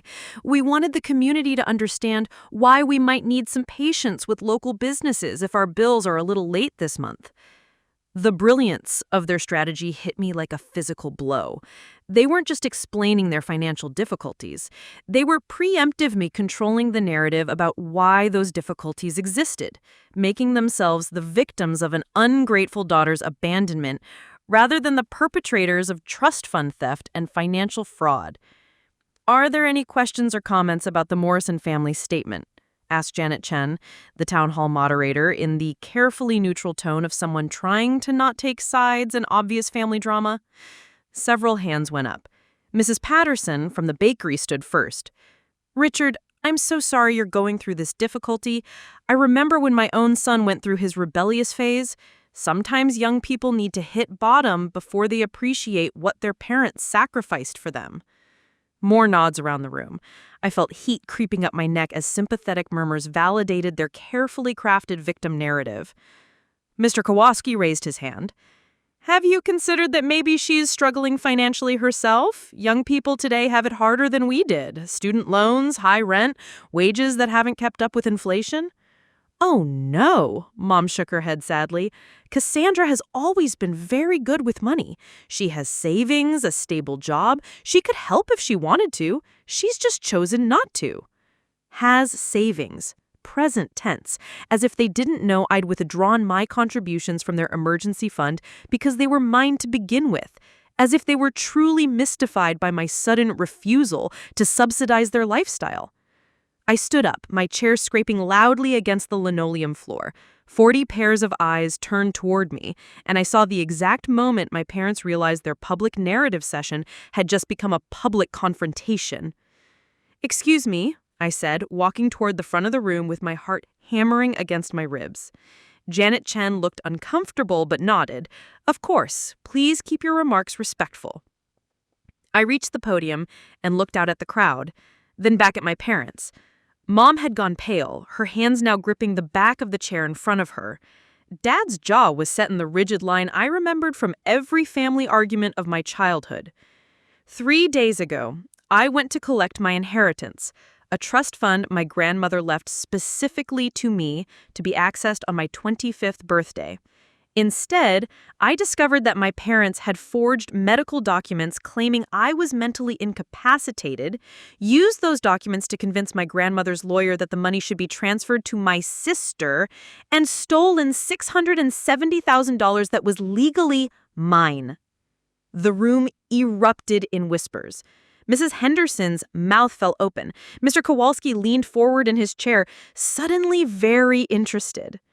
When I confronted them about this theft, I continued, they laughed. They told me my sister needed the money more and that I should be understanding about their decision to redistribute my inheritance to fund her European vacation. Cassandra, that's enough. Dad's voice cut across the room. You're making a scene and misrepresenting.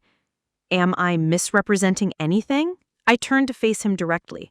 Did you or did you not use fabricated medical documentation to steal my trust fund? Did you or did you not tell me that Natalie deserved the money more than I did? Did you or did you not dismiss my objections by claiming I was being hysterical and irresponsible? The silence in the room was deafening. Dad's face had turned red, but he couldn't deny the accusations without admitting to even more damaging details. What you're not telling this room, I continued, turning back to the audience, is that for the past 7 years, I've been subsidizing your lifestyle. I contributed over $16,000 to what you called a family emergency fund, money you've been using to cover mortgage shortfalls when Dad's commission payments were low. I co-signed for your business credit line, providing the guarantee that allowed you to manage cash flow problems. I've paid for your golf club membership, your car insurance discounts, and countless emergency expenses. Mrs. Patterson was staring at my parents now, her sympathetic expression replaced by something much colder. The reason you're facing financial difficulties now is not because I abandoned you. It's because I stopped allowing you to use me as a personal bank after you stole my inheritance. I withdrew my own contributions from accounts I'd been funding, canceled co-signed agreements I was no longer willing to guarantee, and stopped paying for discretionary expenses that were never my responsibility. Cassie, please. Mom's voice was barely a whisper. Don't do this here. Don't do what here, Mom? Tell the truth? Explain why you're really asking local businesses for patience with late payments? Let people understand that your financial crisis isn't caused by an ungrateful daughter, but by losing access to the daughter you've been financially exploiting for years? Mr. Kowalski stood up, his expression grim. Richard, is this true? Did you take money that belonged to your daughter? It's complicated, Dad said, his voice defensive. Family finances are complicated, and Cassandra is presenting a very one-sided version of, it's not complicated at all, I interrupted. My grandmother left me $670,000 in a trust fund. My parents forged documents to steal it and give it to my sister. When I stopped subsidizing their lifestyle as a result, they came here to paint themselves as victims of abandonment, rather than admit they're facing consequences for theft and fraud. I pulled out my phone and scrolled to Natalie's latest social media post. This was posted yesterday from the Ritz Hotel in Paris. My sister, living it up on my stolen inheritance, while my parents ask this community for sympathy about their temporary financial difficulties. I held up the phone so the room could see the image of Natalie in what was clearly a $1,000 a night hotel suite, champagne glass raised in a toast to her fabulous adventure. The whispers had turned to actual conversations now, neighbors turning to each other with expressions of shock and disgust. Mrs. Henderson was shaking her head, no longer sympathetic, but appalled. Mr. Peterson from the gas station was staring at my parents like he'd never seen them before. I don't want your sympathy, I said to the room. I don't want your charity or your pity. I just want you to understand that when people tell you they're victims of their children's ingratitude, sometimes the real story is that they're facing consequences for their own actions. I walked back toward my seat, my legs somehow still steady despite the adrenaline coursing through my system. Behind me, I could hear Dad trying to salvage the situation. This is exactly what we were talking about, he said, his voice strained. This kind of public confrontation, this inability to discuss family matters privately, it shows exactly the kind of emotional instability we've been concerned about. But the room wasn't buying it anymore. The damage was done. The narrative irreversibly shifted. Instead of sympathetic murmurs about ungrateful children, I heard voices discussing trust fund theft and exploitation. Instead of understanding nods about family loyalty, I saw expressions of disgust directed at parents who would steal from their own daughter. As I gathered my papers and prepared to leave, Mrs. Chen approached my seat. She said, "Miss Morrison, I'm sorry about what your family put you through. If you need any community resources, legal aid, financial counseling, anything, please let me know." I thanked her and walked toward the exit, aware of eyes following me, but no longer caring about the attention. Behind me, I could hear my parents trying to leave as quickly and quietly as possible, their public narrative destroyed beyond repair. Outside in the parking lot, the October air felt crisp and clean after the stuffiness of the community center. My hands were shaking slightly as I unlocked my car, the adrenaline finally catching up to me. My phone buzzed with a text from an unknown number. "Saw what happened at town hall tonight. You're braver than I would have been. Good for you for standing up to them. Sarah Kowalski." Then another. "Always wondered why your parents seemed so comfortable spending money on expensive things when most people our age are struggling. Now it makes sense. Mike Henderson." And another. "If you need a good lawyer, my cousin practices family law in Hartford. Pro bono cases welcome. Janet Patterson." The support was unexpected but not unwelcome.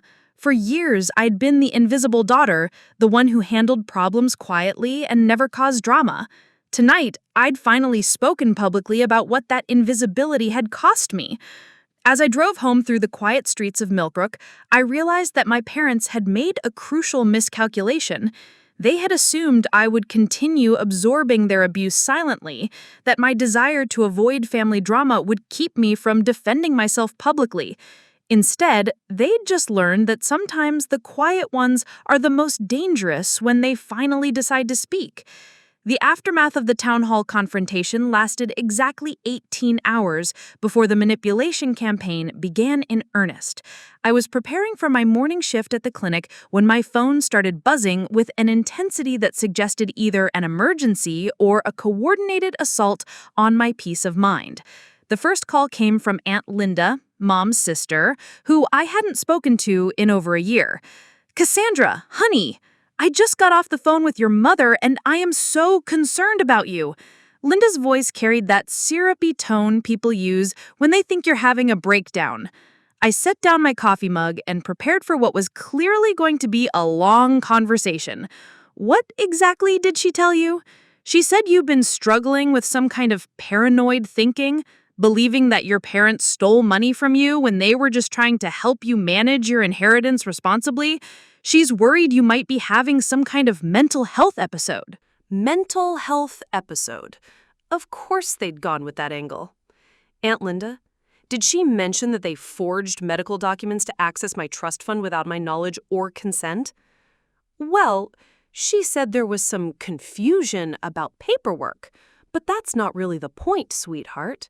The point is that you stood up in front of half the town and made these terrible accusations against your own parents. That's not normal behavior, Cassie. That's the kind of thing someone does when they're not thinking clearly.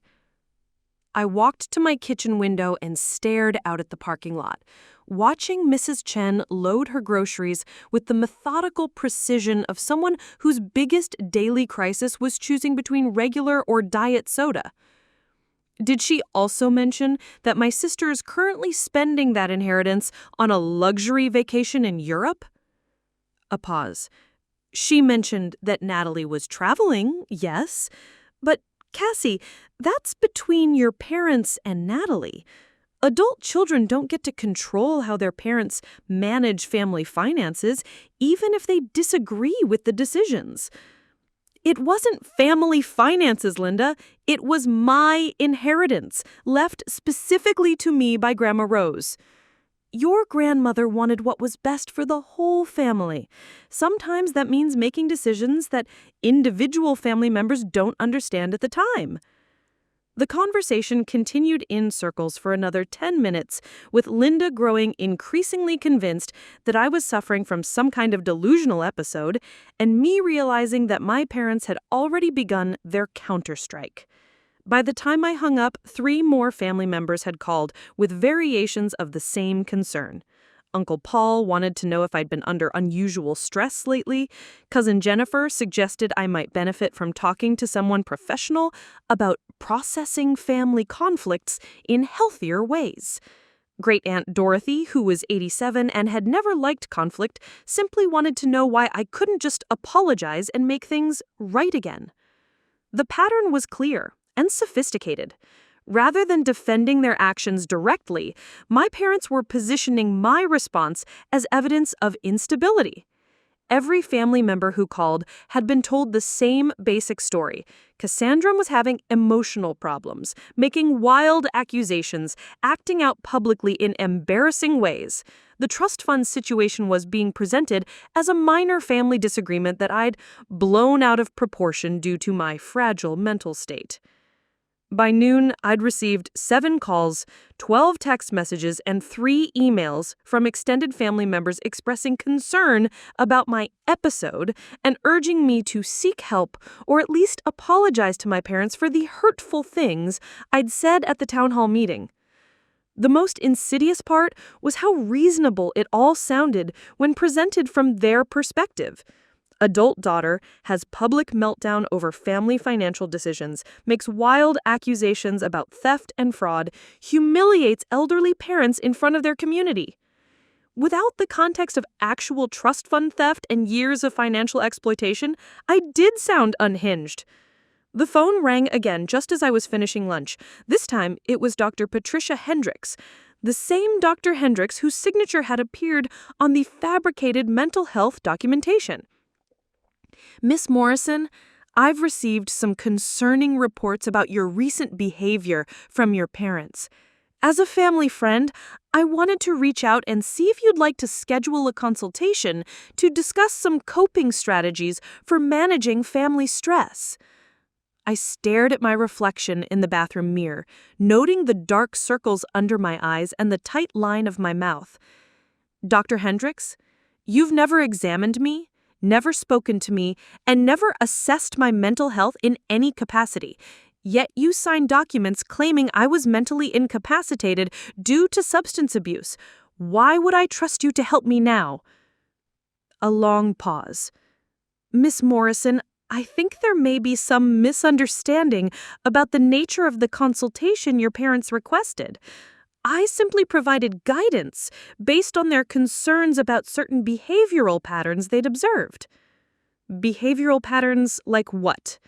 Like social isolation, financial anxiety, work obsession, and difficulty maintaining appropriate boundaries with family members? These can all be signs of underlying stress or depression that might benefit from intervention. The gaslighting was masterful. Working 60 hours a week to support myself became work obsession. Living independently became social isolation. Refusing to subsidize their lifestyle became difficulty maintaining appropriate boundaries with family members. Dr. Hendricks, my parents stole $670,000 from me using your fabricated mental health documentation. That's not a behavioral pattern, that's theft. Miss Morrison, I'm hearing a lot of anger and paranoid thinking in your voice right now. This is exactly the kind of escalated emotional response that concerned your parents. I really think it would benefit you to come in and talk through these feelings with a professional. I hung up the phone and sat in my kitchen chair staring at the legal pad where I'd once mapped out my parents' financial dependencies. Now I needed a new kind of map. One that tracked their manipulation tactics and the extended family members they were recruiting to pressure me into backing down. The brilliance of their strategy was becoming clear. They couldn't defend the trust fund theft directly, so they were attacking my credibility instead. If they could convince enough people that I was unstable, delusional, or having a breakdown, then my accusations would be dismissed as the ravings of someone who needed help rather than justice. My phone buzzed with a text from Mom. Sweetheart, I know you're hurting and confused right now. Dad and I want to help you work through whatever you're going through. We've found a nice residential facility that specializes in helping young adults who are struggling with family relationships and financial anxiety. It's only a 30-day program, and insurance will cover most of it. We think it could really help you get back on track. A residential facility. They wanted to have me committed to a mental health facility for the crime of refusing to subsidize their lifestyle after they'd stolen my inheritance? I screenshotted the message and saved it in my evidence folder, right next to Natalie's latest vacation photos from the Louvre and my documentation of every financial account they'd used without permission. The phone rang again. This time, it was my childhood friend Amy, who I hadn't spoken to since high school graduation. Cassie, my mom ran into your mom at the grocery store and she's really worried about you. She said you've been acting really strange lately and making accusations about your family. Are you okay? Do you need help? Amy, when's the last time we talked? I don't know, maybe 2 years ago? But that doesn't matter. If you're in trouble, I want to help. Have you talked to anyone else about this conversation you're having with me right now? Well, my mom asked me to call you because she thought a friend your own age might be able to get through to you better than family members. The coordination was remarkable. They'd mobilized not just extended family, but family friends, neighbors, and even people I'd known years ago. Everyone calling with the same message. Cassandra is having a breakdown, needs help, should apologize, and get treatment.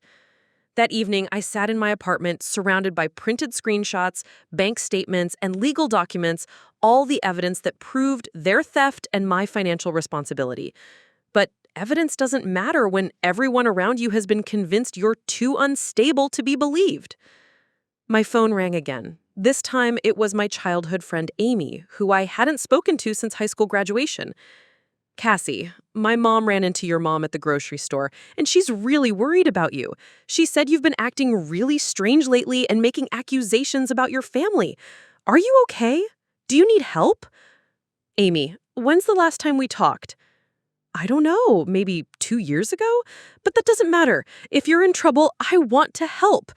Have you talked to anyone else about this conversation you're having with me right now? Well, my mom asked me to call you because she thought a friend your own age might be able to get through to you better than family members. The coordination was remarkable. They'd mobilized not just extended family, but family friends, neighbors, and even people I'd known years ago. Everyone calling with the same message. Cassandra is having a breakdown, needs help, should apologize, and get treatment. That evening, I sat in my apartment surrounded by printed screenshots, bank statements, and legal documents, all the evidence that proved their theft and my financial responsibility. But evidence doesn't matter when everyone around you has been convinced you're too unstable to be believed. My phone rang one more time. The caller ID showed my parents' home number. Hello, Cassandra. Dad's voice was calm, reasonable, the tone he used when explaining investment strategies to nervous clients. Your mother and I have spent the day fielding calls from family members who are very concerned about your well-being. I'm sure you have. We want you to know that despite everything that's happened, we still love you. We're willing to overlook your public outburst in the hurtful accusations if you're willing to get the help you obviously need. What kind of help is that, Dad? Dr. Hendricks has recommended a residential program that specializes in helping people who are struggling with family relationships and reality testing issues. It's only 30 days, and it would give you a chance to work through whatever emotional problems are causing you to lash out at the people who love you. Reality testing issues. Clinical language for she's delusional. And if I refuse, then we'll have to proceed with more formal interventions. Dr. Hendricks believes your recent behavior indicates you may be a danger to yourself or others. No one wants it to come to that, but we can't stand by and watch you destroy yourself and your relationships with these paranoid fantasies. The threat was clear but unspoken.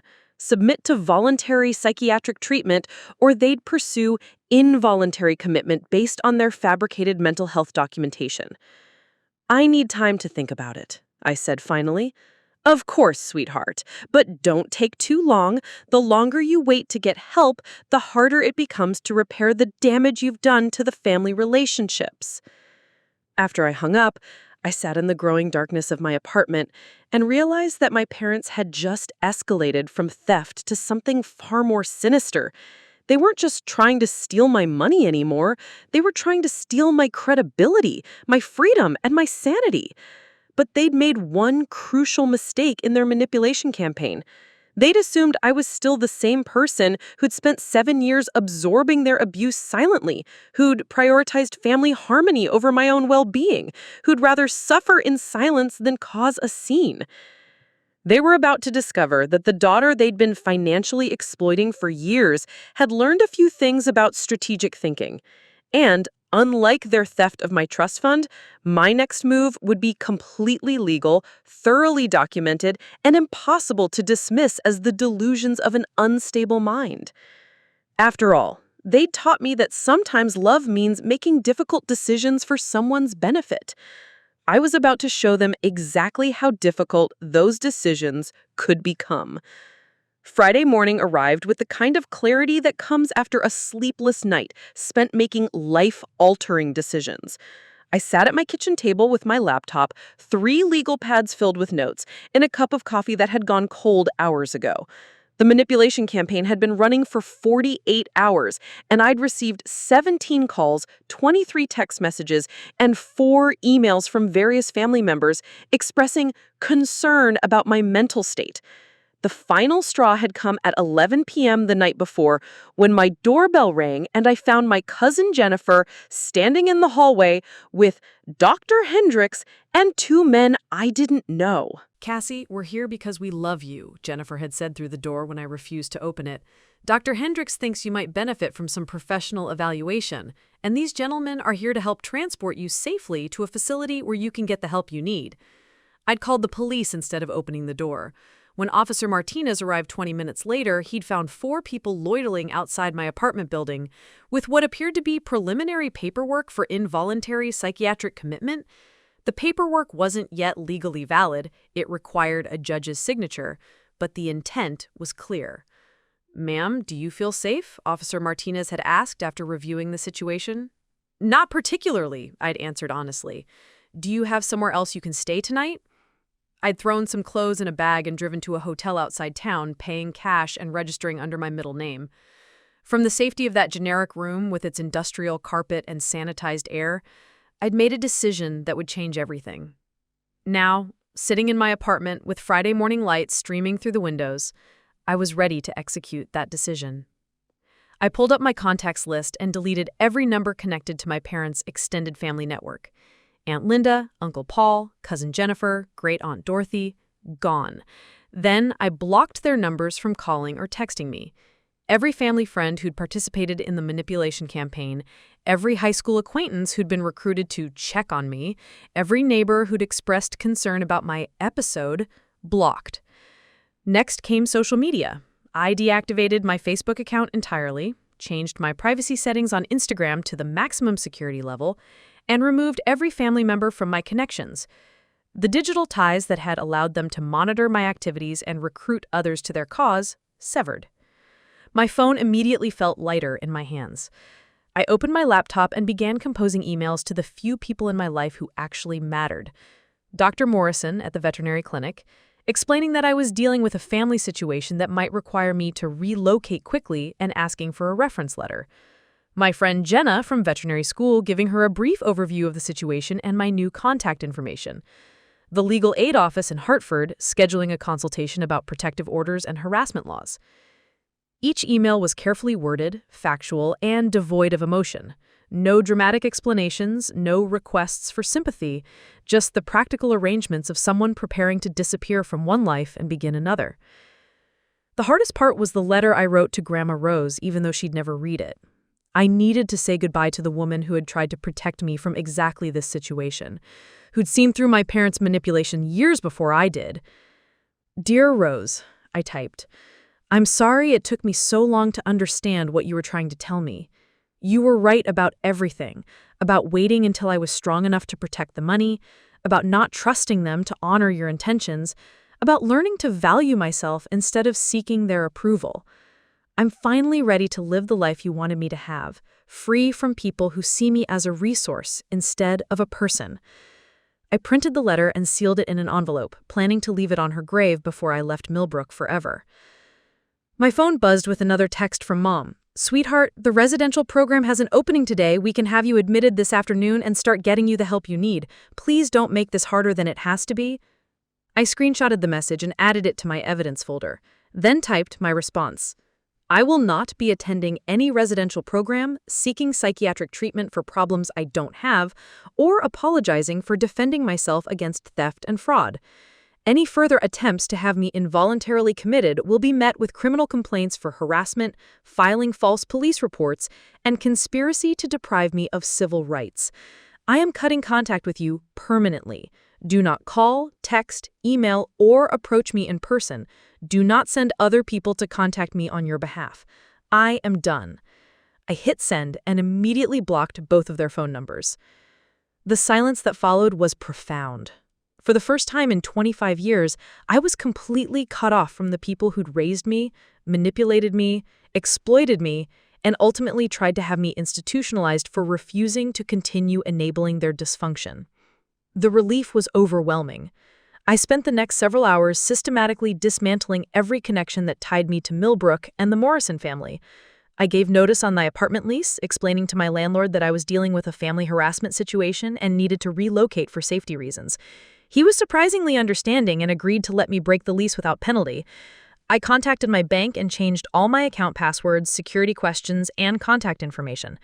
I set up mail forwarding to a post office box in Hartford where I plan to stay temporarily while looking for permanent housing in a different state.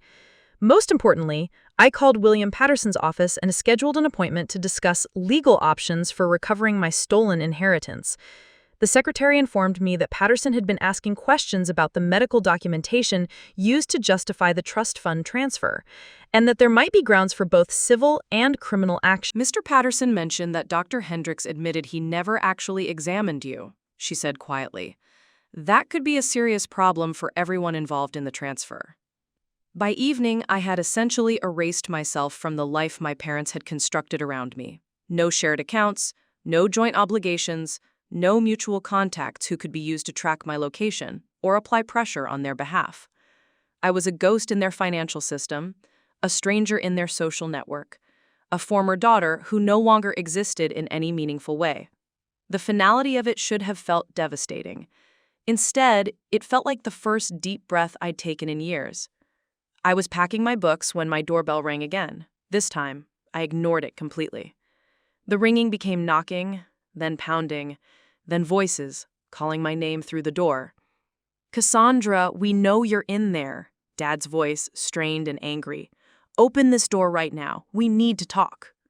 "She's obviously having a complete breakdown," Mom's voice, tearful and dramatic. "We should call Dr. Hendricks and have her committed immediately." "The police won't help us again unless she actually threatens someone," Dad replied. "We need her to open the door voluntarily." I sat in my bedroom with the lights off, listening to them alternate between pleading and threatening for over an hour. They tried every manipulation tactic in their arsenal. Guilt about abandoning the family, fear about my safety and mental health, anger about my selfishness and ingratitude, promises that we could work everything out if I'd just be reasonable. None of it worked because I was no longer the person who could be manipulated by their emotional terrorism. I'd cut the psychological strings that had controlled me for 25 years, and their frantic tugging on severed connections only confirmed that I'd made the right decision. Eventually, they gave up and left. I watched from my darkened window as they sat in their car for another 20 minutes, probably planning their next move in the campaign to regain control over their former financial resource. It didn't matter what they planned. By tomorrow morning, I'd be gone from Millbrook forever, and they'd be left to figure out how to manage their lifestyle without the daughter who'd been subsidizing it for nearly a decade. The most beautiful part was that I hadn't done anything vengeful or destructive. I'd simply removed myself from their equation entirely, leaving them to experience the natural consequences of their choices without my intervention or assistance. They'd taught me that love meant sacrifice, that family came first, that good daughters put everyone else's needs ahead of their own. But Grandma Rose had taught me something different. That love without respect is just exploitation wearing a prettier mask. I was finally ready to learn the difference. As I sealed the last box of my belongings, I realized that my parents had given me the greatest gift imaginable, though not the one they had intended. They'd shown me exactly what I didn't want to become: people who use love as a weapon, who treated family members as resources to be managed rather than people to be cherished. They'd also shown me what I was capable of when I finally stopped seeking their approval and started protecting myself instead. Tomorrow, I'd begin the process of building a life based on my own values rather than their expectations. A life where financial independence meant freedom rather than obligation, where family meant people who actually cared about my well-being instead of my utility. For the first time in my adult life, I belonged entirely to myself, and that felt like victory enough. 3 weeks into my new life in Hartford, the call came from William Patterson at 9:47 a.m. on a Tuesday morning that would change everything. I was sitting in the cramped studio apartment I'd rented month to month, scrolling through veterinary job listings in Oregon and Colorado, when his familiar voice cut through my morning routine. "Ms. Morrison, I have some significant developments regarding your trust fund case that I need to discuss with you immediately. Can you come to my office today?" I'd been expecting this call since our meeting 2 weeks prior, when I'd presented him with my comprehensive documentation of the trust fund theft and my parents' subsequent harassment campaign. Patterson had listened with the careful attention of a lawyer who'd realized he might have been complicit in fraud, taking notes and asking pointed questions about Dr. Hendricks' involvement. "What kind of developments?" I asked, setting down my coffee. "The kind that require immediate legal action and possibly law enforcement involvement. I'd prefer to discuss the details in person, but I can tell you that Dr. Hendricks has admitted to several significant irregularities in his documentation process." 2 hours later, I sat across from Patterson in his familiar conference room, but this time, I wasn't alone. Detective Sarah Walsh from the Connecticut State Police Financial Crimes Unit sat beside me, her notebook open and pen ready. "Ms. Morrison," Patterson began, "after our last meeting, I conducted a thorough review of the documentation used to justify your trust fund transfer. I also reached out to Dr. Hendricks for clarification on his assessment procedures." He slid a folder across the table. Inside were copies of the original medical documents, along with several new additions I hadn't seen before. Dr. Hendricks initially maintained that his assessment was based on detailed consultations with your parents about your behavioral patterns.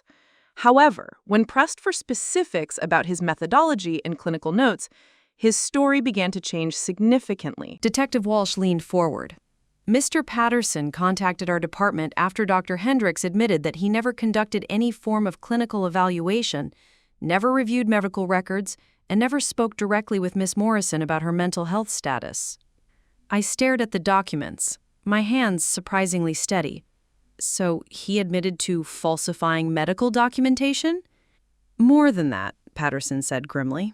"When confronted with the potential legal consequences of his actions, Dr. Hendricks provided us with evidence that your parents offered him significant financial compensation for his cooperation.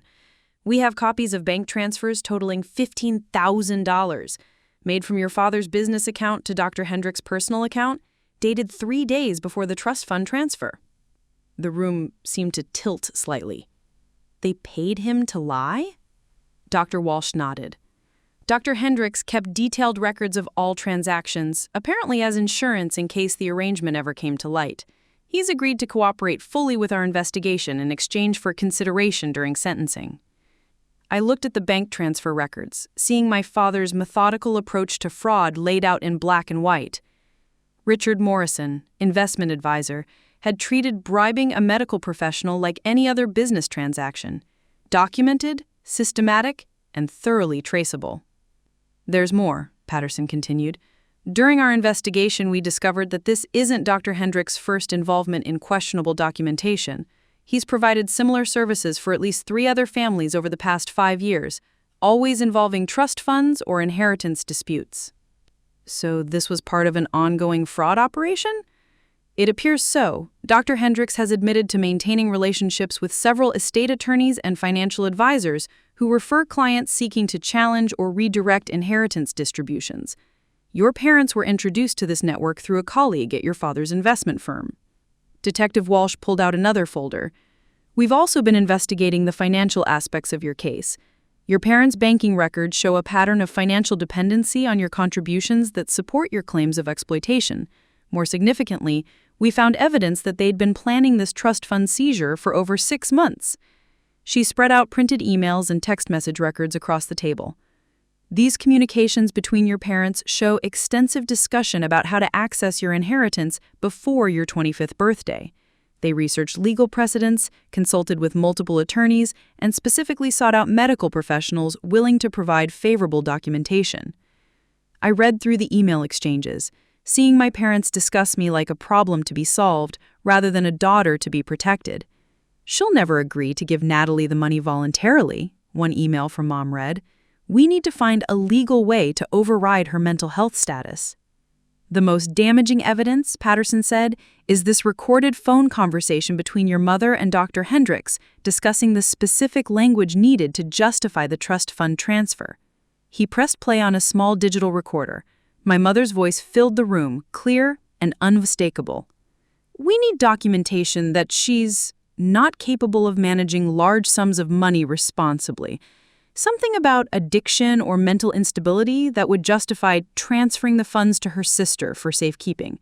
Can you provide that kind of assessment without actually examining her?" Dr. Hendricks's response was equally clear. "I can provide documentation based on family observations and concerns. The key is using clinical language that suggests incapacity without making specific diagnostic claims that could be easily challenged." The recording continued for 12 minutes, with my mother and Dr. Hendricks discussing the exact phrasing needed to convince Patterson that I was mentally unfit to manage my own inheritance. They planned every detail, from the fake medical history to the specific symptoms that would justify transferring the money to Natalie. "Dr. Hendricks recorded this conversation?" I asked. "Apparently he records all his consultations as protection against malpractice claims. He didn't realize he was creating evidence of conspiracy to commit fraud." Patterson pulled out yet another folder. "We also have evidence of your parents' attempts to have you involuntarily committed after you began questioning the trust fund transfer. The preliminary paperwork they filed with the court contains multiple false statements about your behavior and mental health status." I looked at the commitment documents, seeing familiar lies dressed up in legal language. According to my parents' sworn statements, I was a drug addict who had become violent and delusional, threatening family members and exhibiting signs of severe mental illness. "Can they be prosecuted for filing false documents?" Detective Walsh nodded. "Filing false police reports, perjury, conspiracy to commit fraud, bribing a medical professional, and theft by deception. Your father's business could also face professional sanctions for using company funds to pay bribes." "What about Natalie? She's the one who actually received the stolen money." "That depends on how much she knew about the fraud," Patterson said. "If she was aware that the trust fund transfer was obtained through false documentation, she could be charged as an accessory. However, if your parents convinced her that the transfer was legitimate, she might be considered an unwitting recipient." I thought about Natalie's casual text messages from Europe, her complete lack of surprise about receiving my inheritance, her assumption that I'd be understanding about the situation. She knew. Maybe not the specific details, but she knew the money wasn't rightfully hers. Detective Walsh made notes in her file. "We'll need to interview her when she returns from Europe. In the meantime, we're prepared to file charges against your parents and Dr. Hendricks." What happens to the money? "The trust fund transfer will be reversed once the fraud charges are filed," Patterson explained. "However, recovering the money your sister has already spent in Europe may be more complicated. We'll need to trace her expenditures and determine what assets can be recovered." I looked at the evidence spread across the conference table. Bank records, recorded conversations, fabricated medical documents, false legal filings. My parents hadn't just stolen my inheritance. They'd constructed an elaborate criminal conspiracy involving multiple felonies. "How long have you been investigating this?" I asked Detective Walsh. "Since Mr. Patterson contacted us 2 weeks ago. We expedited the investigation because of the ongoing harassment you reported and the attempted involuntary commitment. Financial fraud cases usually take months to develop, but the evidence in your case was unusually comprehensive. Unusually comprehensive because they documented everything, I said, understanding the irony. Dad's business training made him keep records of transactions he should have hidden. Criminals often think their normal business practices will protect them, Detective Walsh agreed. Your father treated fraud like any other financial transaction. Systematic, documented, and thoroughly traceable. Patterson leaned back in his chair. Ms. Morrison, I owe you a significant apology. I should have questioned the medical documentation more thoroughly before authorizing the trust fund transfer. My failure to verify Dr. Hendrick's credentials and methodology allowed this fraud to succeed. You trusted documents that appeared legitimate from a licensed medical professional. That's not unreasonable. It's professionally inexcusable, he said firmly. I've been handling trust funds for 30 years, and I should have recognized the irregularities. I'm prepared to waive all fees associated with reversing the transfer and pursuing recovery of your stolen funds. Detective Walsh closed her notebook. We'll be arresting your parents and Dr. Hendricks within the next 48 hours. I need to warn you that they'll likely be released on bail, and there may be attempts to contact you or pressure you to drop the charges. They can't contact me. I've blocked all their communication methods and moved out of state. Good thinking. Maintain that separation until the case is resolved. Financial fraud prosecutions can take 12 to 18 months to develop, but defendants often escalate their harassment when they realize the legal consequences they're facing. As I drove back to Hartford, the evidence folders secure in my passenger seat, I felt something I hadn't experienced in months. Complete vindication. Not just the satisfaction of being proven right, but the deeper piece of knowing that objective authorities had reviewed the evidence and confirmed what I'd known all along. My parents weren't loving family members making difficult decisions for my benefit. They were criminals who'd exploited my trust, stolen my inheritance, and attempted to have me institutionalized to cover their crimes. The truth was finally documented, recorded, and ready for a jury to evaluate. And this time, no amount of manipulation or gaslighting could change the facts. My phone buzzed with a text from an unknown number. Heard about the investigation from a friend at the courthouse. Always knew something was off about your parents' sudden wealth. Good for you for fighting back. Mike Kowalski. Then another. My cousin works at the state police. Said your case is the most clear-cut fraud she's seen in years. Hope you get every penny back. Janet Patterson. Word was already spreading through Millbrook's gossip network, but this time the narrative was based on police reports and criminal charges rather than fabricated concern about my mental health. For the first time since my 25th birthday, I allowed myself to hope that justice might actually be possible. Not just financial recovery, but the complete exposure of their lies in manipulation. They'd taught me that family loyalty meant accepting abuse silently. Now they were about to learn what accountability looked like when imposed by people who couldn't be manipulated, bribed, or gaslit into compliance. The legal system, for all its flaws, had one advantage my family never could claim. It operated on evidence rather than emotion. And the evidence was about to destroy them. 14 months later, I stood in the doorway of my new veterinary clinic in Bend, Oregon, watching the morning sun paint the Cascade Mountains in shades of gold and pink. The grand opening banner fluttered in the high desert breeze, and my first official patient, a golden retriever named Murphy with a torn ACL, was scheduled to arrive in 20 minutes. The clinic was small but modern, equipped with everything I dreamed of during those years of working double shifts in Connecticut. Digital X-ray equipment, a full surgical suite, separate recovery areas for cats and dogs. Most importantly, it was mine. Every piece of equipment, every monthly payment, every business decision, all of it funded by the trust fund that had finally been returned to me 8 months earlier. The trust fund recovery had been more complex than simply reversing a bank transfer.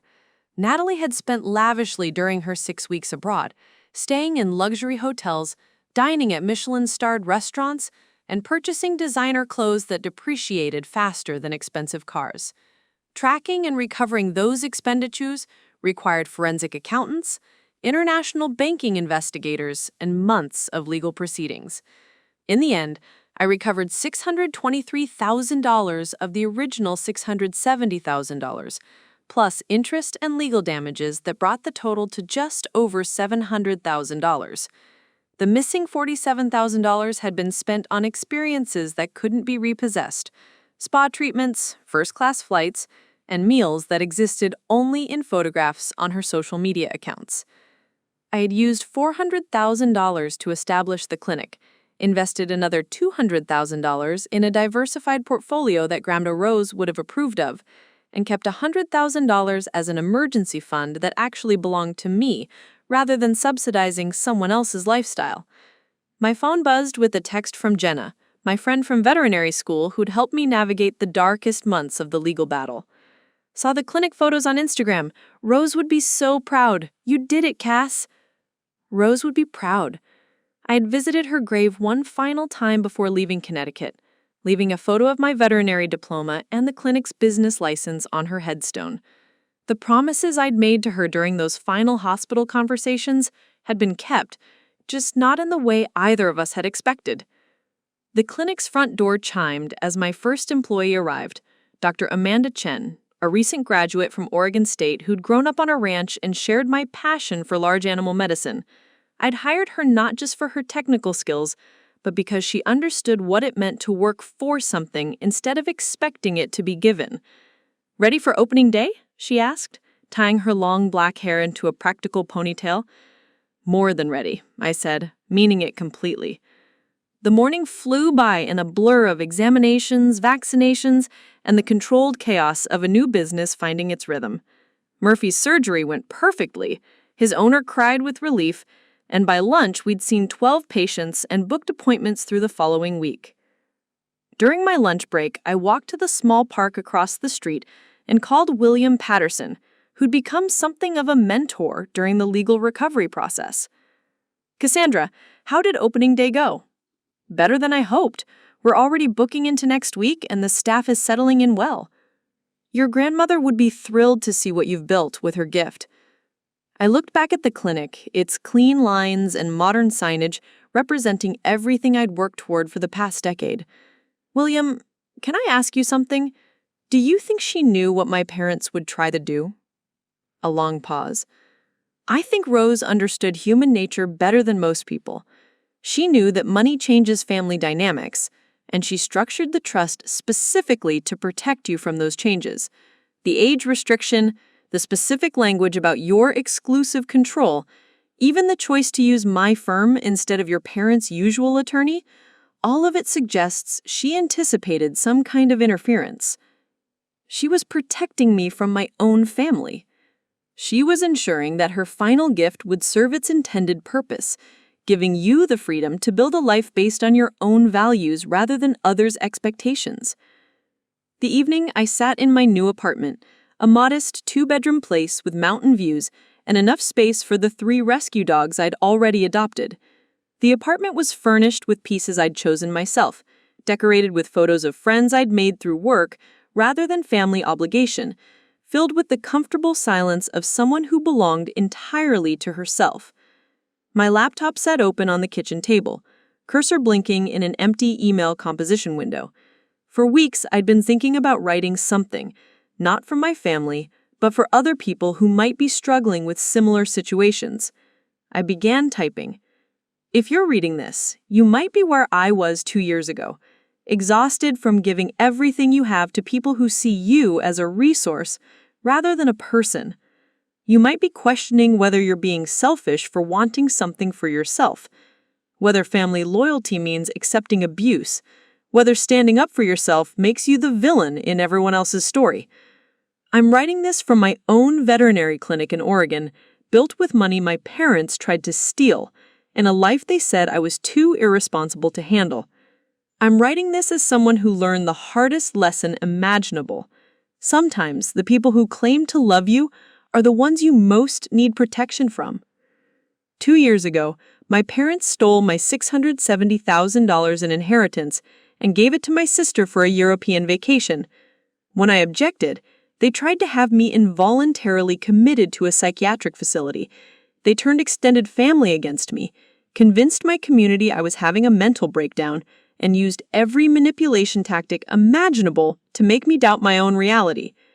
They succeeded in stealing my money, but they failed in stealing my sense of self-worth. The legal system recovered most of my inheritance, but more importantly, I recovered my understanding of what family should actually mean. Real family doesn't require you to set yourself on fire to keep them warm. Real love doesn't come with conditions that require you to sacrifice your dreams for someone else's convenience. Real support doesn't involve gaslighting you into believing that your reasonable boundaries are evidence of mental illness. I've learned that blood is thicker than water is often used as an excuse for accepting the unacceptable. The full quote is actually, "The blood of the covenant is thicker than the water of the womb," meaning that chosen relationships built on mutual respect and care are stronger than biological connections based on obligation and manipulation. If you're struggling with toxic family members who use love as a weapon, you're not alone. If you're questioning whether you have the right to protect yourself from people who share your DNA, you do. If you're wondering whether you'll survive the guilt and criticism that comes with choosing yourself over family dysfunction, you will. It took me 25 years to learn that self-preservation isn't selfish, it's necessary. It took a criminal trial to understand that standing up to abusers isn't cruel, it's justice. It took building a life entirely separate from the people who raised me to realize that family isn't something you're born into. It's something you build with people who actually value your well-being. Your worth isn't determined by how much you're willing to sacrifice for people who don't appreciate the sacrifice. Your mental health isn't evidence of weakness when you refuse to enable dysfunction. Your dreams aren't less important than other people's expectations. Sometimes the most loving thing you can do is walk away from people who mistake your kindness for weakness. Sometimes protecting yourself requires disappointing people who were never really concerned about your happiness anyway. You deserve better than being treated as a resource. You deserve relationships built on genuine care rather than financial convenience.